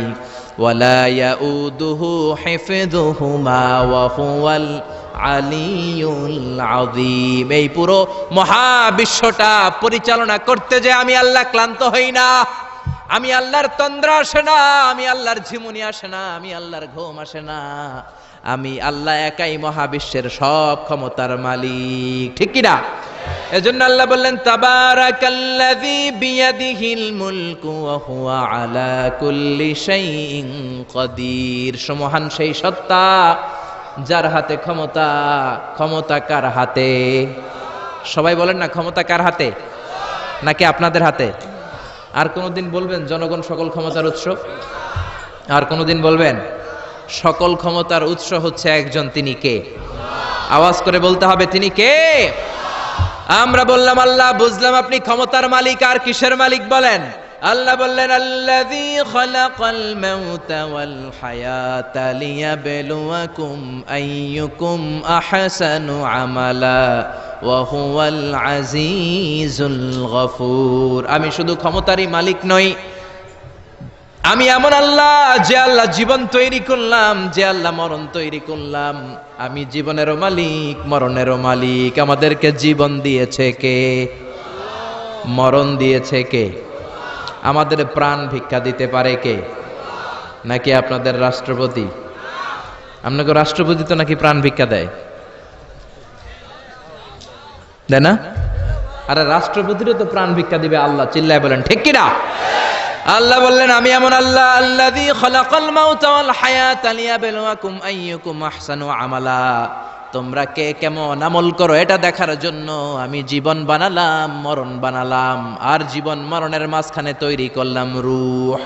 রূহ তৈরি করলাম। কি তৈরি করলাম? রূহ মানুষ তৈরি করতে পারে না, রূহ তৈরি করতে পারে একজন, তিনি কে?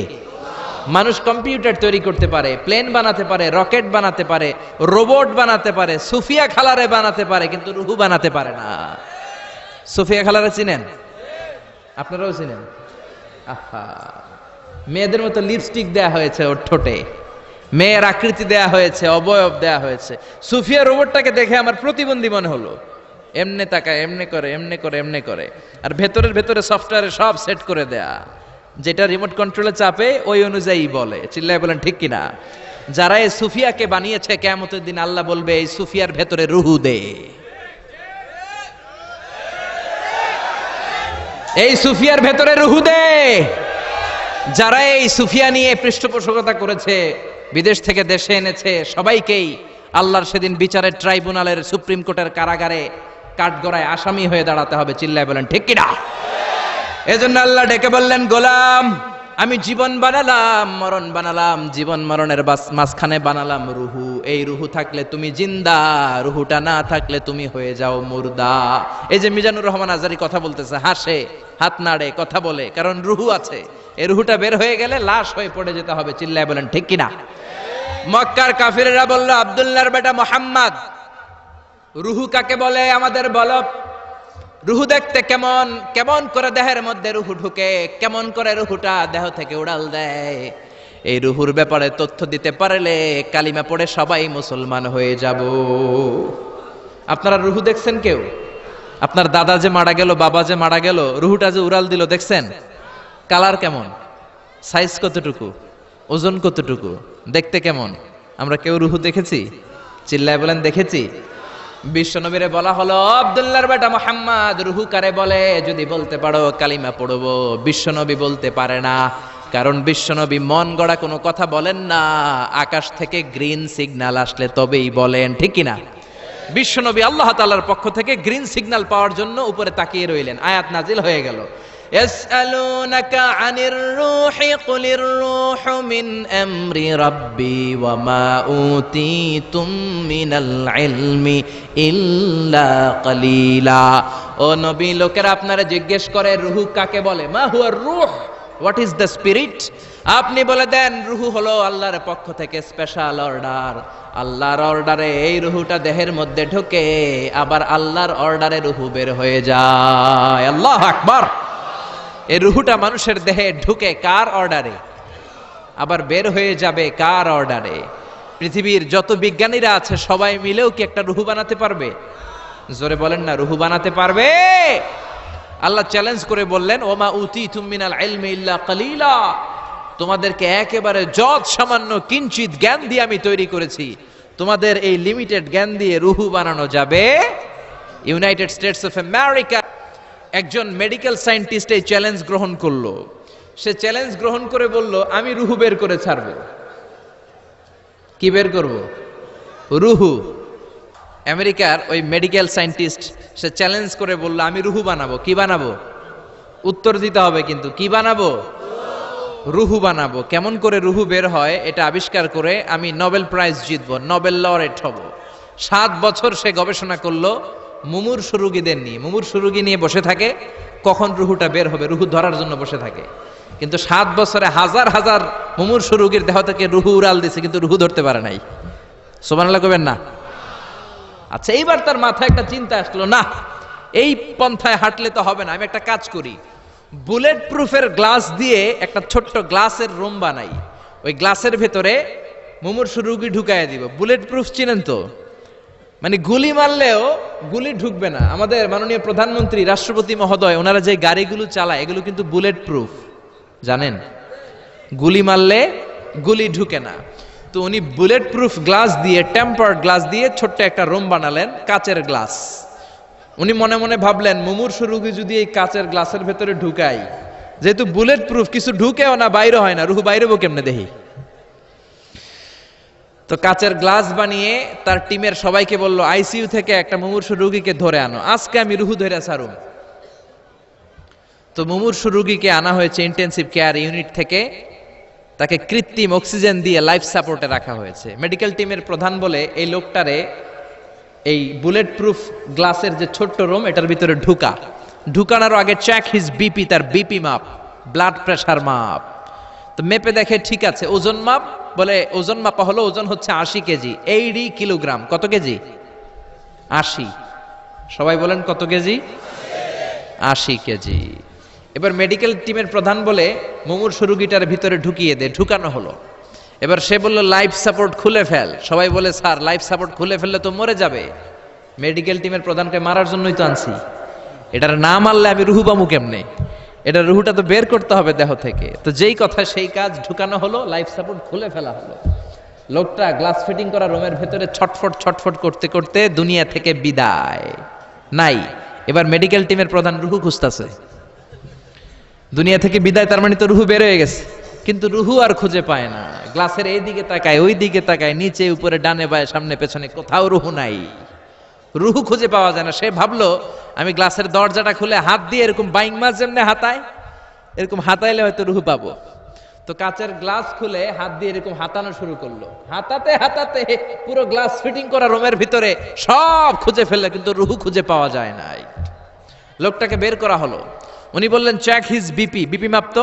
সবাই বলে স্যার এটা তো ময়রা ভূত হয়ে গেছে, এখন তো বিপি নাই।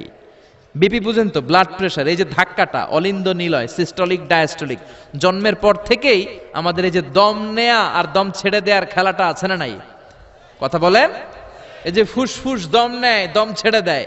শীতের রাতে আপনি কম্বল গায়ে দিয়ে ঘুমায় যান, আপনার দমও কি ঘুমায় যায়? আপনার দম ঘুমাইলে তো আপনি ঠুস।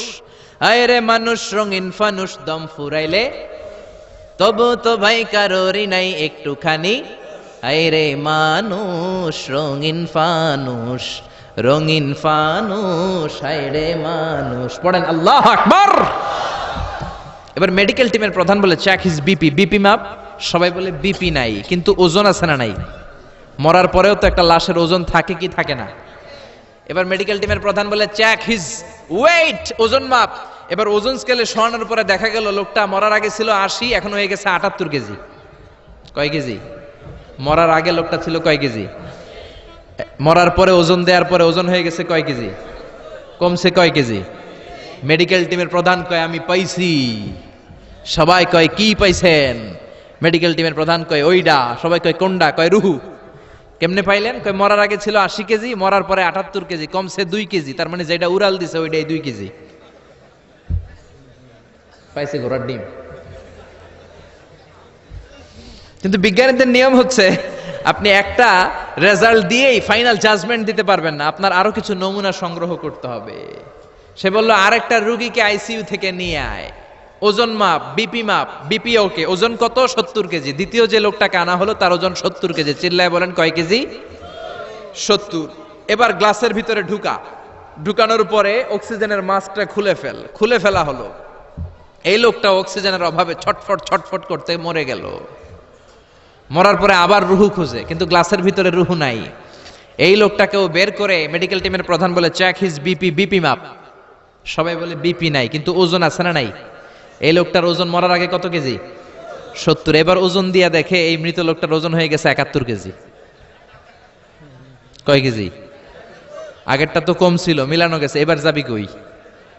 হ্যাঁ, আগেরটা 2 কেজি কমেছে। মনে মনে চিন্তা ছিল, রুহু যেটা ছিল উড়াল দিয়েছে, রুহু নাই, 2 কেজি কমেছে।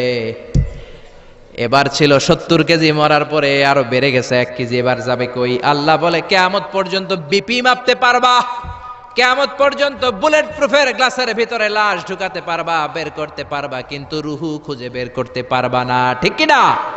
ইয়াসআলুনাকা আনির রূহি কুলির রূহু মিন আমরি রাব্বি ওয়া মা উতীতুম মিনাল ইলমি ইল্লা কালিলা। নবী লোকেরা আপনার রুহের ব্যাপারে জিজ্ঞেস করে, আপনি সোজা সাপটা লোকদেরকে বলে দেন রুহু হলো আমার আল্লাহর আদেশ মাত্র। আল্লাহর আদেশে দেহে ঢুকে, আল্লাহর আদেশে বের হয়। পৃথিবীর কোনো মানুষ রুহু খুঁজে বের করতে পারবে না। সে বের করতে পারে নাই, কারণ মানুষ মরে গেলে এক একজনের দেহের অবস্থা এক এক রকম। কারো হাতটা টাইট হয়ে যায়, খিচুনি দিয়ে দেহের সবকিছু জমাট বেঁধে যায়, ওজন কিছু বেড়ে যায়। আবার কারো দেহটা ফেসফেসে হয়ে যায়, দেহের পেটের ভেতরে যত গ্যাস ছিল এগুলো বের হয়ে দেহটা পাতলা হয়ে যায়। পাতলা হোক আর ভারী হোক, ওইটা মেজারমেন্ট করে রুহু খুঁজে বের করা যায় না। চিল্লায় বলেন ঠিক কিনা? আমরা বললাম আল্লাহ, বুঝলাম আপনি ক্ষমতার মালিক, আপনি রুহুর মালিক, আর কিসের মালিক বলেন? আল্লাহ বললেন আল্লাযী খালাকা সাবআ সামাওয়াতিন তিবাকা মা তারা ফি খালকির রহমানি মিন তাফাউত। ও গোলাম, আকাশের দিকে তাকা, মাথার উপরে তাকা, 7টা স্তরে আকাশটারে 7টা স্তরে বিন্যস্ত করে সাজিয়ে দিয়েছে কে? আবার আল্লাহ বললেন ওয়ালাকাদ যায়্যানাস সামাআদ দুনিয়া বিমাসাবিহা ওয়া জাআলনাহা রুজুমান লিশ-শায়াতিন। আমি এই পৃথিবীর কাছের আকাশটাকে, প্রথম আকাশটাকে চমৎকার চমৎকার তারা দিয়ে সুশোভিত করে দিয়েছি। সুবহানাল্লাহ। এই যে খালি চোখে উপরের দিকে যে আপনারা তাকান, তাকালে যেটা দেখা যায় এটা কি আকাশ? কথা বলেন না, এটা আকাশ না, এটা মহাশূন্য। এটা কি? জোরে বলেন, এটা কি? স্পেস, ফাদা। এটা মহাশূন্য। আপনি উপরের দিকে তাকালে যেটা দেখেন এটা প্রথম আকাশের মহাশূন্য। কথা খেয়াল করে বুঝতে হবে। তার অনেক অনেক উপরে প্রথম আকাশ, তারপরে দ্বিতীয় আকাশের মহাশূন্য, তারপরে দ্বিতীয় আকাশ, তারপরে তৃতীয় আকাশের মহাশূন্য, তারপরে তৃতীয় আকাশ, তারপরে চতুর্থ আকাশের মহাশূন্য, তারপরে চতুর্থ আকাশ। এভাবে একটার চেয়ে আরেকটা বড়। কত বড়? বিষ্ণু বললেন তোমার হাতের আংটিটা খুলে যদি সাহারা মরুভূমির উপরে ছুঁড়ে ফেলে দাও, সাহারা মরুভূমির তুলনায় তোমার হাতের আংটি যত ছোট, আল্লাহর দ্বিতীয় আসমানের তুলনায় আল্লাহর প্রথম আসমানটা ঠিক তত ছোট। সুবহানাল্লাহ। বাড়িতে যে বললেন একটার চেয়ে আরেকটা বড়। প্রথম আসমানের চেয়ে দ্বিতীয় আসমান বড়, দ্বিতীয় আসমানের চেয়ে তৃতীয় আসমান বড়, ওইটার চেয়ে চতুর্থ, পঞ্চম, ষষ্ঠ, সপ্তম ওইটা বড়, তার উপরে বর্ডার এলাকা সিদরাতুল মুনতাহা বড়, তার চেয়ে বড় হচ্ছে লাউহে মাহফুজ, তার চেয়ে বড় আল্লাহর আরশ, তার চেয়ে বড় আল্লাহর কুরসি, তার উপরে আল্লাহর ৭০,০০০ নূরের পর্দার প্রথম পর্দাটা মহাবিশ্বের সবকিছুর চাইতে বড়। আল্লাহর এই সৃষ্টির তুলনায় কত ক্ষুদ্র আমি, কত তুচ্ছ আমি, কত নগণ্য আমি। এই যে আড়াইবাড়ি দরবার, এটার কোন থানায় পড়েছে? কসবা। কসবা হচ্ছে ব্রাহ্মণবাড়িয়ার একটা থানা, তাই না? ব্রাহ্মণবাড়িয়া হচ্ছে বাংলাদেশের ৬৪টা জেলার একটা জেলা। এরকম ৬৪টা জেলা মিলে সুজলা সুফলা শস্য শ্যামলা ডিজিটাল বাংলাদেশ, ঠিক কিনা? আর এই ডিজিটাল বাংলাদেশ এই পৃথিবীর সবচেয়ে বড় দেশ নাকি? হ্যাঁ, তাহলে ছোট্ট সাইজের একটা দেশ। এই যে পাশের ভারত, এই ভারতও বাংলাদেশের চেয়ে ২০-২৫ গুণ বড়। কানাডা প্রায় ১০০ গুণ বড়, রাশিয়া প্রায় ১৫০ গুণ বড়। এরকম ২০০টা দেশ নিয়ে পৃথিবীর ৩০ ভাগ স্থল, বাকি ৭০ ভাগ শুধু হানি আর হানি। বুঝতে পারছেন? ৩০ ভাগ হচ্ছে স্থল, বাকি ৭০ ভাগ জল। এই পুরোটা মিলে আমাদের পৃথিবী। এই পৃথিবী হচ্ছে সৌরজগতের খুব ছোট্ট সাইজের একটা গ্রহ। সৌরজগৎ নিয়ে যাদের কিছু পড়াশোনা আছে তারা জানবেন, এই সৌরজগতের একটা ছোট্ট বালিকণার চেয়েও ছোট সাইজের একটা গ্রহ হচ্ছে পৃথিবী। এই সৌরজগতের যে গ্রহগুলো আছে, এমনও গ্রহ আছে যেগুলো পৃথিবীর চাইতে সাইজে অনেক বড়। বৃহস্পতি নামে একটা গ্রহ আছে, বিশাল বড় সাইজের গ্রহ। যেই সূর্যের আলো পেয়ে আমরা বেঁচে আছি, এই সূর্যটা পৃথিবী থেকে ১৩ লক্ষ গুণ বড়। সুবহানাল্লাহ। বাড়িতে যে দেখছেন, বাড়িতে যে বলতে বললে এদিকে বলে ফেলায়, আসতে বলতে বললে চিল্লায় বলে। ডিজিটাল সিস্টেম, সরকার ডিজিটাল, দেশ ডিজিটাল, বক্তা ডিজিটাল, শ্রোতাও ডিজিটাল। আশা করি মাইকটাও ডিজিটাল না? আলহামদুলিল্লাহ, ডিজিটাল হতে হবে। তো এই সূর্যটা পৃথিবী থেকে ১৩ লক্ষ গুণ বড়। কত লক্ষ? Can you imagine, can you guess? এটা কি আপনি কল্পনা করতে পারেন? ১৩ লক্ষ পৃথিবী সূর্যের মধ্যে রাখার জায়গা করে দিয়েছে কে? সূর্য কি পৃথিবী থেকে মাত্র ১৩ গুণ বড়? ১৩০০ গুণ, ১৩,০০০ গুণ, ১৩ লক্ষ গুণ। তার মানে কি সূর্যই মহাবিশ্বের সবচেয়ে বড় গ্রহ, বড় তারা না। ব্যাটেল জিউস নামে একটা তারা আছে, যে সূর্য পৃথিবী থেকে ১৩ লক্ষ গুণ বড়। ওই ব্যাটেল জিউস তারা আবার ওই সূর্যের চেয়ে ৩৩ কোটি গুণ বড়। তার মানে ব্যাটেল জিউস তারাই মহাবিশ্বের সবচেয়ে বড় তারা না। ব্যাটেল জিউসের চেয়েও যে কত বড় তারা আছে তার কোনো ইয়ত্তা নাই।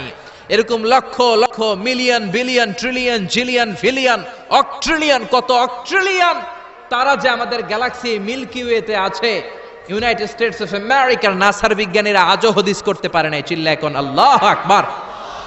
সূর্যের পরে পৃথিবীর সবচেয়ে কাছের তারার নাম হচ্ছে প্রক্সিমা সেন্টরাই। তারপরে আলফা সেন্ট্রাই এ, আলফা সেন্ট্রাই বি, ইটা ক্যারিনা, ব্যাটেল জিউস, একটার চেয়ে আরেকটা বড়। আসেন এই শীতের রাতে আমরা সূর্যের পরে পৃথিবীর সবচেয়ে কাছের যেই তারা প্রক্সিমা সেন্ট্রাই, এই শীতকালের একটা পিকনিক করে আসি ওখান থেকে। প্রক্সিমা সেন্ট্রাইতে আমরা পিকনিক করতে যাবেন? ওখানে যদি আমরা শীতকালীন পিকনিক করতে যাই তাহলে আমাদের কত সময় লাগবে? ছোট্ট একটা আইডিয়া দেই তো। আমরা যে পিকনিকে যাব, যারা যারা হাত তোলেন, কিভাবে যাইবেন? গাড়িতে? কেন? প্লেনে? রকেটে? হ্যাঁ, রকেটে যাইতে হবে, প্লেনে যাওয়া যাবে না। কারণ বর্তমান বিশ্বে সবচেয়ে দ্রুতগামী যে প্যাসেঞ্জার প্লেন আবিষ্কার হয়েছে, এটার নাম হচ্ছে বোম সুপারসনিক। কি নাম? Bomb supersonic. Bomb bomb Afridi না, আবার বোম সুপারসনিক। এটা ঘন্টায় চলে 1300 কিলোমিটার বেগে। এটা দিয়েও যাওয়া যাবে না, কারণ কোনো প্যাসেঞ্জার বিমান দিয়ে এই যে মাধ্যাকর্ষণ শক্তি, এটাকে ডিঙানো যায় না। আমাদেরকে যেতে হবে রকেট দিয়ে। কোন রকেট দিয়ে যাব? যেই রকেট দিয়ে নীল আর্মস্ট্রং, এডউইন অলড্রিন আর মাইকেল কলিন্স 1969-এ চাঁদে নেমেছিল। ওই রকেটটার নাম হচ্ছে অ্যাপোলো 11। যারা যারা হাত তুলছেন একটু নামটা মুখস্থ রাখেন, অ্যাপোলো 11। তা না হলে আপনি ঘুরে আসলে লোকেরা জিজ্ঞেস করতে পারে কোন রকেটে গেছিলেন, তখন বলতে হবে না অ্যাপোলো 11-এ গেছিলাম। তো ঠিক আছে, যারা যারা হাত তুললেন তারা আর আমি এখন পৃথিবী থেকে সবচেয়ে কাছের যে তারাটা প্রক্সিমা সেন্ট্রাই তার নাম, ওইখানে পিকনিকে যাব। তো এই যে রকেটটা দিয়ে যাব অ্যাপোলো 11, এটা কত দ্রুত চলে এটা আগে শোনেন। এই অ্যাপোলো 11 সেকেন্ডে চলে 11 কিলোমিটার বেগে, মিনিটে চলে 660 কিলোমিটার বেগে, আর ঘন্টায় চলে 39,000 কিলোমিটার বেগে। সুবহানাল্লাহ, মজা করে কইতে পারলেন না? 39,000 কিলোমিটার বেগে ঘন্টায় চলে। আচ্ছা, বাংলাদেশ থেকে আমেরিকা কত কিলো হবে? 8-10 হাজার কিলো। তার মানে এই রকেটটা দিয়ে বাংলাদেশ থেকে আমেরিকায় 1 ঘন্টায় 4 বার আসা যাওয়া করা যাবে। সুবহানাল্লাহ পড়েন। তো যারা যারা হাত তুলেছেন, আসেন আমরা এই রকেট দিয়ে পৃথিবীর সবচাইতে কাছের তারা প্রক্সিমা সেন্ট্রাইতে শীতকালের পিকনিকে যাব। কিন্তু যাবেন যে কত সময় লাগবে এটাও তো জানার দরকার আছে না নাই? যেই রকেটটা অ্যাপোলো 11 ঘন্টায় চলে কত হাজার কিলোমিটার বেগে? 39,000 কিলোমিটার বেগে। 39,000 কিলোমিটার বেগে ছোটে এরকম একটা রকেট দিয়ে যদি পৃথিবীর সবচেয়ে কাছের তারায় আমরা পৌঁছতে চাই, আমাদের 1,15,000 বছর লেগে যাবে। Can you imagine? আপনি কি কল্পনা করতে পারেন যে রকেটটা ঘন্টায় ছুটবে আপনাকে নিয়ে 39,000 কিলোমিটার বেগে? ওই রকেটটা দিয়ে পৃথিবীর সবচেয়ে কাছের যে তারাটা, ওইটাতে পৌঁছতে আমাদের 1,15,000 বছর লেগে যাবে। তার মানে আল্লাহ যদি বলে যা আজারি কি আর করবি, তোর যখন এত শখ হয়েছে, যারা যারা হাত তুলছে তোরে আর ওদেরকে আমি 1,15,000 বছর হায়াত দিয়ে দিলাম। তা আমরা যদি যাইতে শুরু করি, বাকি যারা হাত তোলে নাই এরা মরে ভূত হয়ে যাবে। শুধু এরা না, এদের নাতিপুতিও মরে শেষ, আমাদের নাতিপুতিও শেষ। সবাই মরতে মরতে মরতে মরতে 6,000 প্রজন্ম, 6,000 জেনারেশন যখন মরে ভূত হয়ে যাবে, তখন আমাদের ওই তারার মধ্যে নামার সময় হবে। সুবহানাল্লাহ কইবেন না? গ্রিক সভ্যতার সময়কালে গ্রিকদের একটা সভ্যতা আছে, নাম শুনছেন না? গ্রিক সভ্যতা, মিশরীয় সভ্যতা, মেসোপটেমিয়াম সভ্যতা, ইনকা সভ্যতা, মহেঞ্জোদারো সভ্যতা, চিচেন এৎজে সভ্যতা। তো এই যে গ্রিক সভ্যতার সময়কালে কেউ যদি এই প্রক্সিমা সেন্ট্রাইতে এই রকেটটা দিয়ে যাওয়া শুরু করতো, তাহলে 2018 সালে তাদের পুরো সফরের মাত্র 4% কমপ্লিট হতো। 96% ট্যুর তখনও বাকি থেকে যেত। চিল্লায় পড়েন আল্লাহু আকবার। ওই আল্লাহ ডেকে বললেন, গোলাম ওয়ালাকাদ যায়্যানাস সামাআদ দুনিয়া বিমাসাবিহা ওয়া জাআলনাহা রুজুমান লিশ-শায়াতিন। এরকম বিশাল বিশাল তারকারাজি দিয়ে, তারা দিয়ে প্রথম আকাশটাকে আমি আল্লাহ সুশোভিত করে দিয়েছি। পড়েন সুবহানাল্লাহ। তো এরকম তারা কি মহাশূন্যে শুধু একটা আছে? কত হাজার আছে কেউ জানে না। চিল্লায় বলেন ঠিক কিনা? সূরাতুল মুলক অনেক লম্বা, তো আমি হাইলাইটেড জায়গাগুলো নিয়ে আপনাদের সাথে কথা বলি। এরপরে রব্বুল আলামিন প্রথম রুকুর শেষের দিকে বললেন, ওয়া আসিররু কাওলাকুম আও ইজহারু বিহি ইন্নাহু আলিমুম বিযাতিস সুদূর। ও গোলাম, তোমরা আস্তে কোনো কথা বলো, প্রকাশ্যে বলো কিংবা গোপনে বলো, কেউ শোনে না, শোনে কে? চিল্লায় বলেন, কেউ যেটা দেখে না দেখে কে? কেউ যেটা শোনে না শোনে কে? দুনিয়ার সবার চোখ আপনি ফাঁকি দিতে পারবেন, আমার আল্লাহর চোখ ফাঁকি দেয়া যাবে নাকি? আচ্ছা বলেন তো, পুলিশের চোখ ফাঁকি দেয়া যায় কি যায় না? র্যাবের চোখ, বিমানবন্দরে কাস্টমস অফিসারের চোখ, দুর্নীতি দমন কমিশনের অফিসারের চোখ, পরীক্ষার হলে ম্যাজিস্ট্রেটের চোখ, কিন্তু আমার আল্লাহর চোখ ফাঁকি দেয়া যায়? আপনি রাত্রিবেলা দরজা বন্ধ করে জানলা আটকে দিয়ে বাতি বন্ধ করে পাপ করেছেন, অন্যায় করেছেন, কেউ দেখে নাই, দেখেছে কে? এরপরে আল্লাহ বললেন, আওয়ালাম ইয়ারাউ ইলা তাইরি ফাওকাহুম সাফাতিন ওয়া ইয়াকবিদনা মা ইউমসিকুহুন্না ইল্লার রাহমান ইন্নাহু বিকুল্লি শাইইম বাসীর। আল্লাহ ডেকে বললেন, গোলাম ওরা কি পাখির দিকে তাকায় না? আওয়ালাম ইয়ারাউ ইলা তাইর, ওরা কি পাখির দিকে নজর করে না? ফাওকাহুম সাফাতিন ওয়া ইয়াকবিদ, যেই পাখিগুলো ওদের মাথার উপর দিয়ে উড়ে বেড়ায়, যেই পাখিগুলো ওদের মাথার উপরে ডানাগুলো মেলে দেয়, আবার ডানাগুলো ঝাপটে জমিনের মধ্যে নেমে আসে, ওরা কি পাখির দিকে তাকায় না? কেউ যদি পাখি নিয়ে গবেষণা করে সে নাস্তিক হতে পারে। আপনি যদি পাখি নিয়ে রিসার্চ করেন আপনি নাস্তিক হতে পারবেন না। এজন্য আল্লাহ তাআলা পবিত্র আল কোরআন আল কারীমের অনেক জায়গায় পাখির কথা বললেন, পাখি দিয়ে আল্লাহ দৃষ্টান্ত দিলেন। সুলাইমান আলাইহিস সালামকে আল্লাহ তাআলা একটা স্পেশাল পাখি দিলেন, ওটার নাম হচ্ছে হুদহুদ। 1000 মিটার উপর থেকেও তার এই পাখির চোখে মেগাপিক্সেল এত বেশি ছিল, জমিনের দিকে নজর করেই জমিনের কত ফুট নিচে মিষ্টি পানি আছে এই পানির সন্ধান সে সুলাইমান নবীকে দিয়ে দিত। সুবহানাল্লাহ পড়েন। কত কিসিমের, কত ধরনের, কত রং বেরঙের পাখি যে আল্লাহ পৃথিবীতে বানিয়েছেন তার কোনো ইয়ত্তা নেই। হামিং বার্ড নামে একটা পাখি আছে, নর্থ আমেরিকাতে পাওয়া যায়, পৃথিবীর সবচেয়ে ছোট্ট সাইজের পাখি। এটা যখন প্রাপ্ত বয়সে পৌঁছে এই পাখিটার সাইজ হয় মাত্র 3 ইঞ্চি। কয় ইঞ্চি? পৃথিবীর সব পাখি সামনের দিকে উড়ে, আর এই হামিং বার্ড সামনেও যেমনি উড়ে পিছনের দিকে উঠতে পারে। সুবহানাল্লাহ কইলেন না? এই পাখিটা প্রতি সেকেন্ডে তার পাখা ঝাপটায় 80 বার। কয়বার? আমি আপনি আমাদের হাতগুলো 1 সেকেন্ডে ঝাপটাতে পারবো কয়বার? 4 বার, সবচেয়ে বেশি হলে 5 বার। আর এই পাখিটা প্রতি সেকেন্ডে তার ডানা ঝাপটায় 80 বার। চিল্লায় কোন সুবহানাল্লাহ।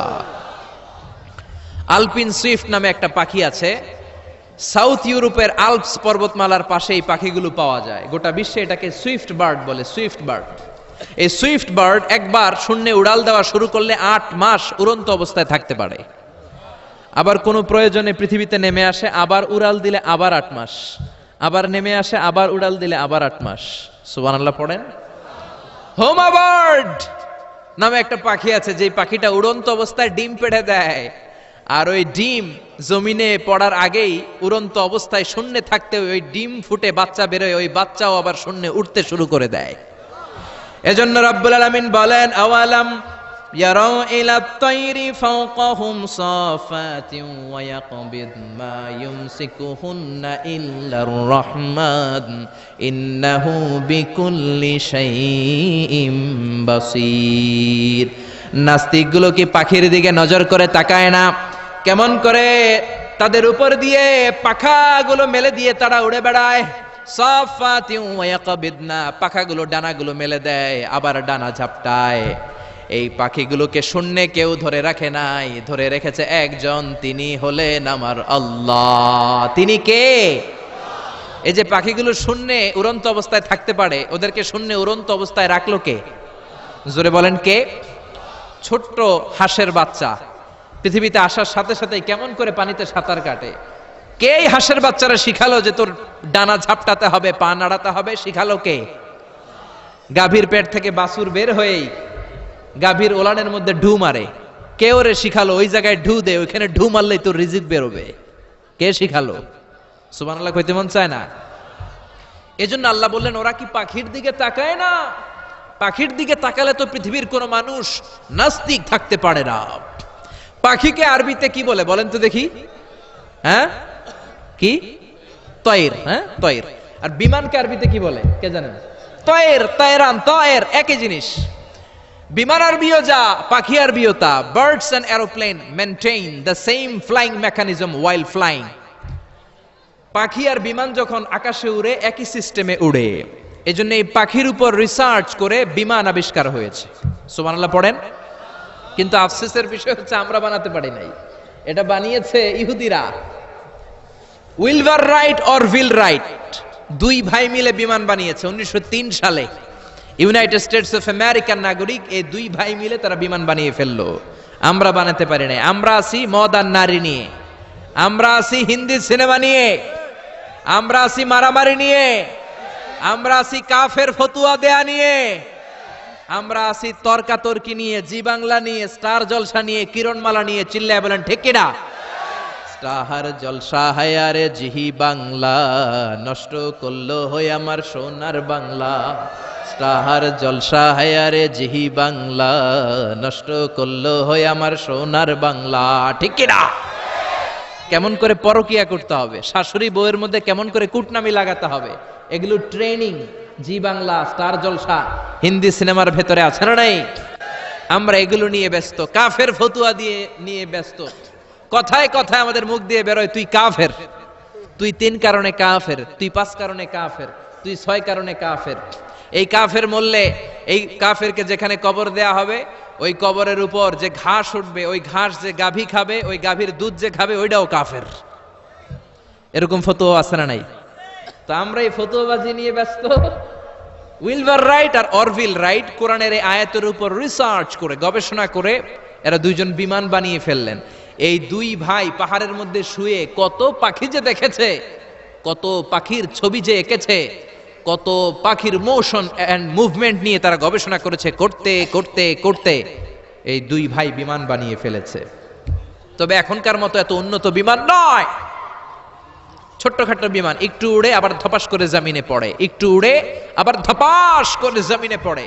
সর্বপ্রথম ফ্রান্সের এক শহর থেকে আরেক শহরে পৃথিবীর প্রথম প্যাসেঞ্জার বিমান এক শহর থেকে আরেক শহরে ল্যান্ড করেছে। এই তো মানুষের স্বপ্ন বাস্তবায়িত হয়ে গিয়েছে।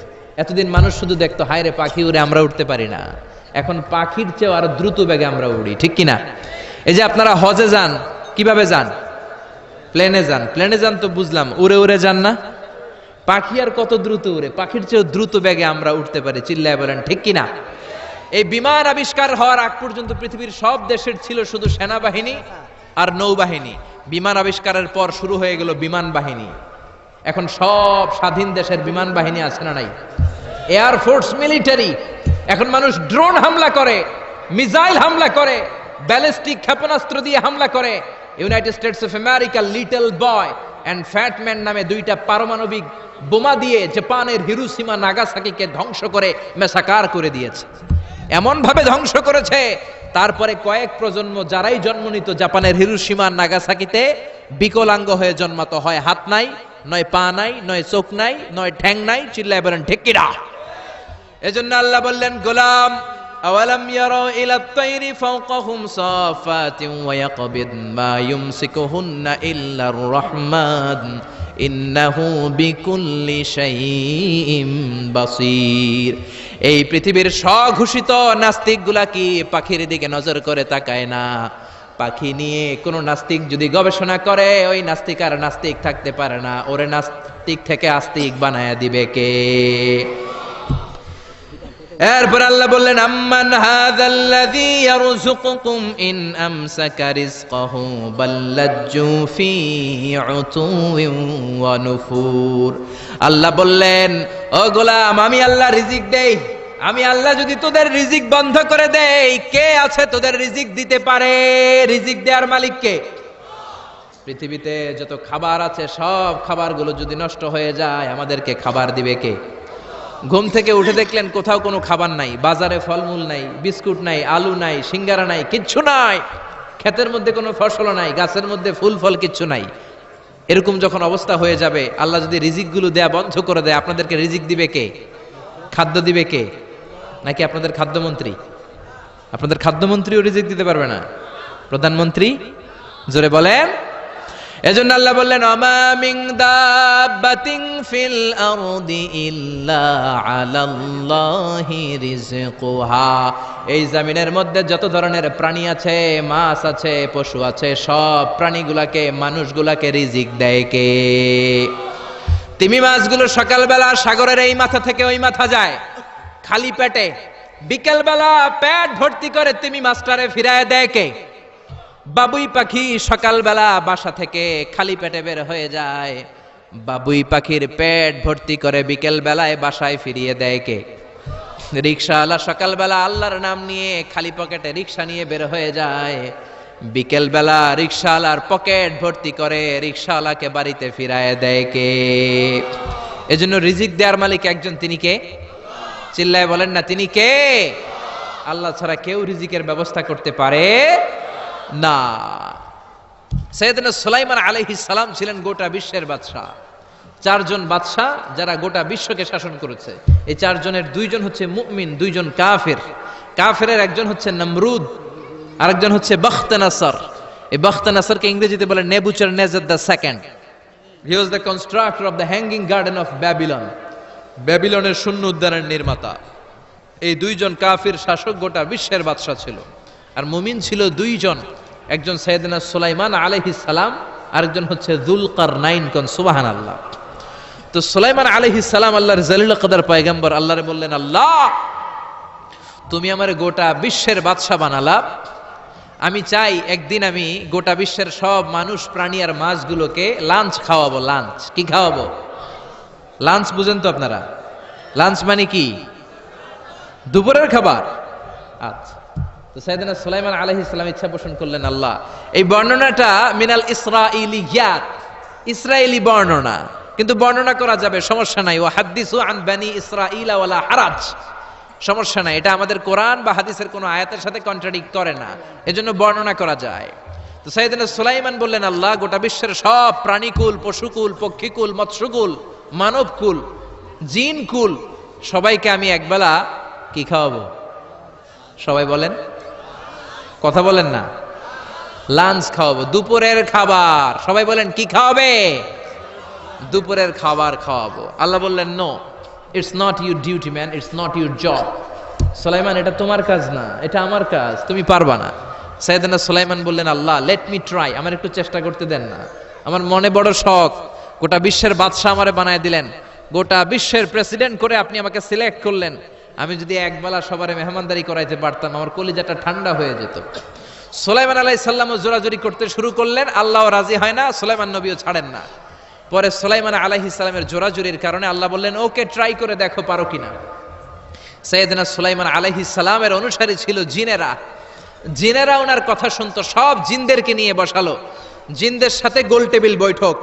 জিনের বাদশারে বলল, জিনের বাদশা, আমি গোটা বিশ্বের সব মানুষগুলোকে একদিন দুপুরের খাবার খাওয়াবো, যাও সাগরের পাড়ে 40 কিলোমিটার জায়গার মধ্যে খাবারের আয়োজন করো। জিনের বাদশা বিশাল বিশাল ড্যাগ পাতিল নিয়ে সমস্ত জিনদেরকে নিয়ে রান্না বান্নার কাজ শুরু করলো।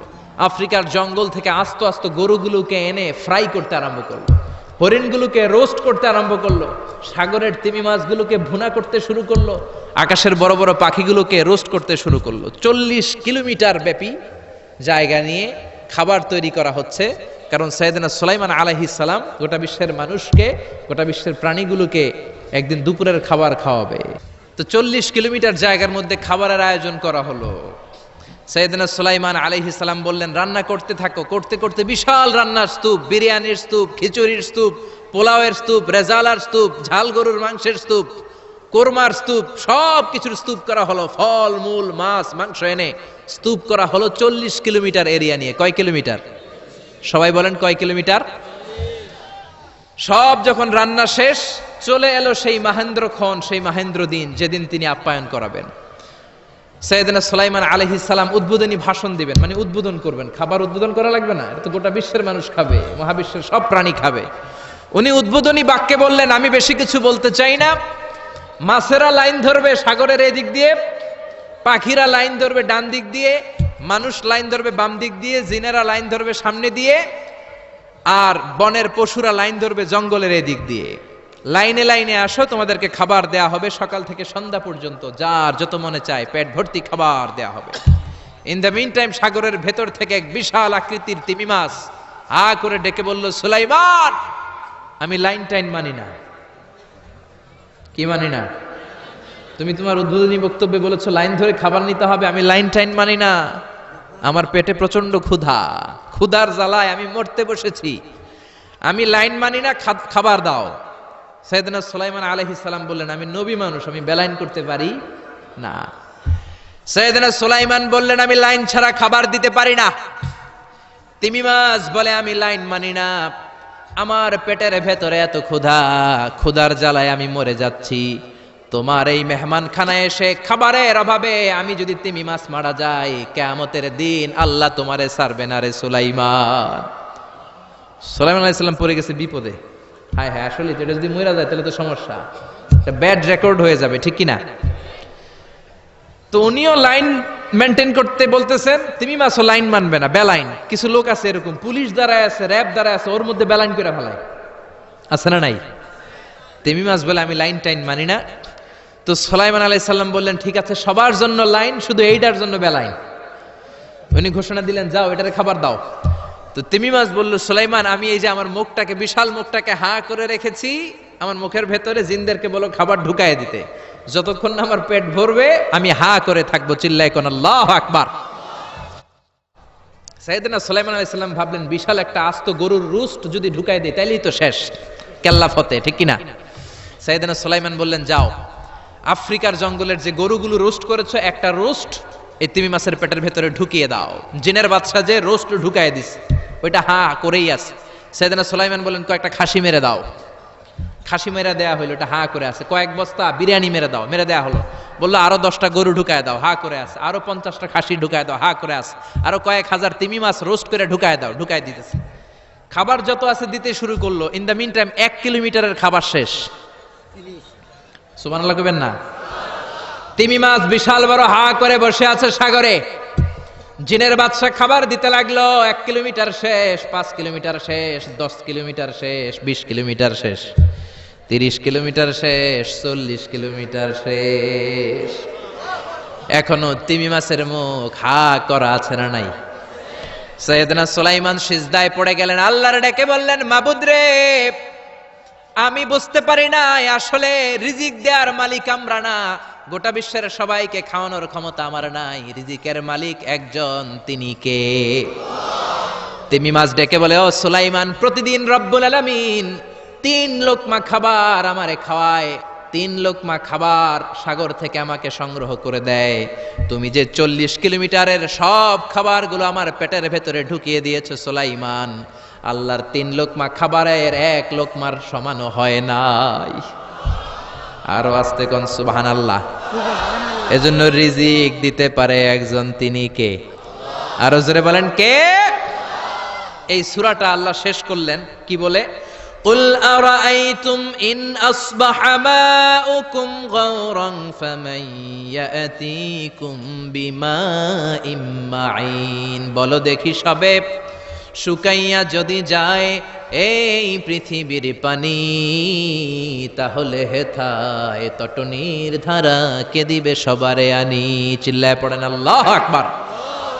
একদিন ঘুম থেকে উঠে যদি দেখেন টিউবওয়েল চাপছেন, পানি নাই, নদীর মধ্যে পানি নাই, ট্যাপ ছেড়ে দিলেন, ট্যাপ থেকে কোনো পানি নাই, আপনারে পানির ব্যবস্থা করে দিবে কে?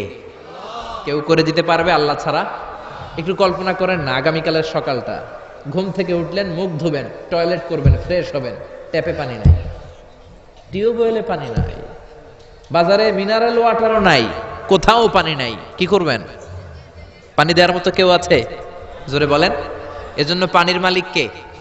জোরে বলেন। এই পানি দিয়ে আল্লাহ আবার শাস্তিও দেয়। পানির অপর নাম যেমনি জীবন, আবার পানির অপর নাম হচ্ছে মরণ। চিল্লায় বলেন ঠিক কিনা? সাইয়েদনা নূহ আলাইহিস সালামের উম্মতকে এই পানি দিয়ে, প্লাবন দিয়ে আল্লাহ শেষ করে দিয়েছেন। চিল্লায় বলেন ঠিক কিনা? এজন্য পানির মালিক আল্লাহ।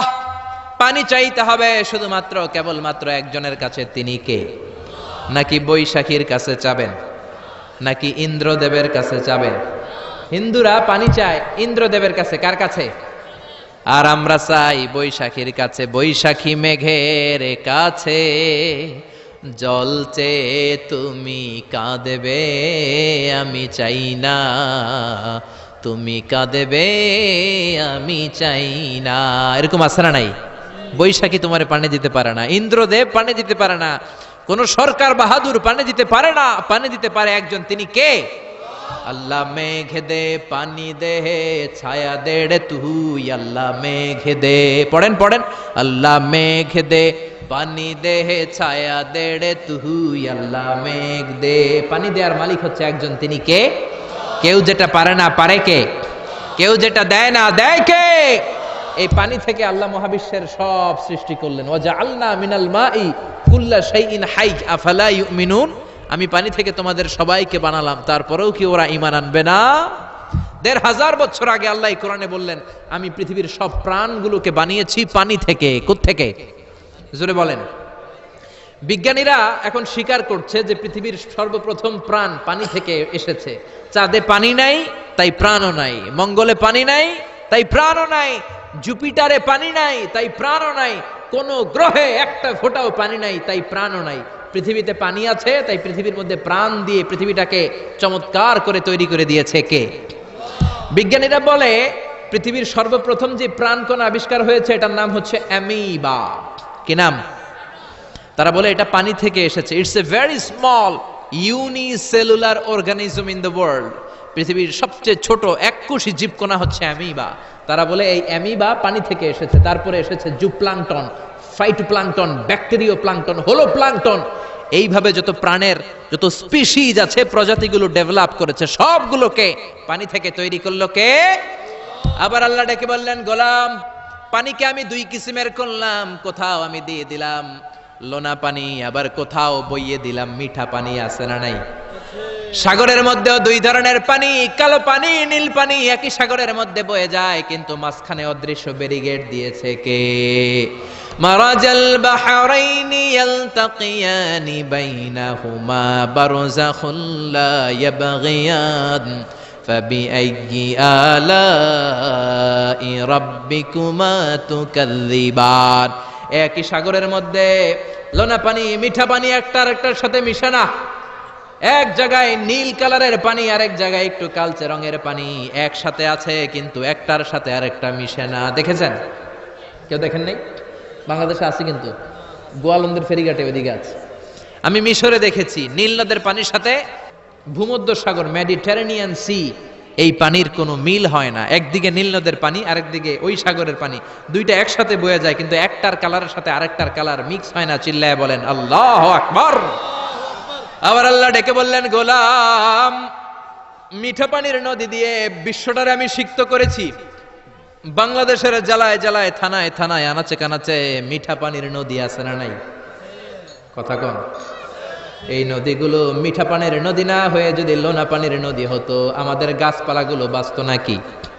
এই সুন্দর ফুল সুন্দর ফল মিঠা নদীর পানি আল্লাহ তোমার মেহেরবানি তুমি কতই দিলে রতন ভাই বেরাদর পুত্র স্বজন ক্ষুধা পেলে অন্ন যোগাও মানি চাই না মানি আল্লাহ তোমার মেহেরবানি পড়েন আল্লাহু আকবার এজন্য পানি দিতে পারে একজন তিনি কে আবার আল্লাহ ডেকে বললেন আন্না সাবাবনাল মাআ সাব্বা সুম্মা শাকাকনাল আরদা শাক্কা যেখানে যতটুকু পানি দেয়া দরকার ততটুকু দিলাম নারিকেল গাছের উপরে কাটলে কোনো পানি পড়ে না কিন্তু খেজুর গাছের মাথায় যদি কেটে দেন শীতকালে মিষ্টি পানি আসে না নাই একরকম না দেখতে নারিকেল গাছ খেজুর গাছ রাস্তার এই পাশে নারিকেল গাছ রাস্তার এই পারে খেজুর গাছ চিনেন তো খেজুরের রস খান না আপনারা নারিকেল গাছের মাথায় কেটে দিলে কোনো রস নাই শুকনা আর খেজুর গাছের মাথায় যদি আপনি কেটে দিয়ে একটা ঘটি দিয়ে দেন সকালে মিষ্টি রসের ব্যবস্থা করে দেয় কে আবার আখের ভিতরে মিষ্টি রস দিলেন আখ বলেন নাকি গ্যান্ডারি বলেন কুইশাল হ্যাঁ কুইশাল আখ গ্যান্ডারি যেটাই বলেন এই গ্যান্ডারি দেখতে যেমন বাঁশের চিকন কঞ্চিগুলো একরকম ঠিক কিনা এই গ্যান্ডারি এই ইক্ষু মিলে ঈশ্বর দিতে আছে বাংলাদেশ ঈশ্বর দিতেও আমরা যাই মাহফিলের জন্য ওখানে সুগার মিলে ঢুকালে এখান থেকে গ্যান্ডারিগুলোকে ইক্ষুগুলোকে প্রসেস করে ওই দিক দিয়ে মিষ্টি পানি বের হয় গরম হিট দিলে এটা শুকনো খসখসে সুগার হয়ে যায় সুবহানাল্লাহ কইবেন না একই রকম দেখতে বাঁশের কঞ্চি গ্যান্ডারি দেখতে যেমন ইক্ষু দেখতে যেমন বাঁশের কঞ্চিও দেখতে তেমন, গ্যান্ডারিগুলো ইক্ষুগুলো সুগার মিলে দিলে রস বের হয়। বাংলাদেশের সব বাঁশগুলো কেটে কেটে সুগার মিলে দিলে এক ফোঁটা রস বেরোবে নাকি? জোরে বলেন, বেরোবে? এজন্য আল্লাহ বললেন, আন্না সবাবনাল মাআ সাব্বা, যেখানে যতটুকু পানির দরকার ততটুকু দিলাম। ক্ষীরার ভেতরে যতটুকু পানি কমলার ভেতরে ততটুকু নাই, তরমুজের ভেতরে যতটুকু পানি আপেলের ভেতরে ততটুকু নাই, নারকেলের ভেতরে যতটুকু পানি ডাবের ভেতরে ততটুকু নাই। সুবহানাল্লাহ, চিল্লায় পড়েন সুবহানাল্লাহ। আবার পৃথিবীর সব পানিগুলো যদি টকবগে ফুটন্ত গরম হয়ে যেত, খেতাম কি? পান করার কোনো সুযোগ থাকতো না। জোরে কোন ঠিক কিনা? যদি দেখতেন যে পৃথিবীর সব জায়গার পানি ফুটন্ত গরম, এটা ঠান্ডা হয় না, আমরা খেতে পারতাম? কথা কন না। আপনারা যে পান করেন গরম পানি না ঠান্ডা পানি? দিও তৃষ্ণা পেলে ঠান্ডা পানি, ক্ষুধা পেলে লবণ ভাত। আল্লাহ এই গরিবের শোনো শোনো মুনাজাত, আল্লাহ এই গরিবের শোনো শোনো মুনাজাত, আল্লাহ এই গরিবের। পড়েন না আমিন? আরে জোরে পড়েন আমিন। এজন্য পানি দেওয়ার মালিক একজন, তিনি কে? রিজিক দেওয়ার মালিক একজন, তিনি কে? সকল ক্ষমতার মালিক একজন, তিনি কে? এজন্য চাইতে হবে কার কাছে? জিকির করবেন কার? সেজদা দিবেন কারে? আরো জোরে বলেন, কাকে? এটাই হচ্ছে সূরাতুল মুলকের শিক্ষা। দ্য সেন্ট্রাল থিম অফ সূরাতুল মুলক, দ্য সাবজেক্ট ম্যাটার অফ সূরাতুল মুলক। সূরাতুল মুলকের কেন্দ্রীয় আলোচ্য বিষয় হচ্ছে আমাদের কোনো ক্ষমতা নাই, আমরা নকল ক্ষমতার মালিক, আসল ক্ষমতার মালিক একজন, তিনি কে?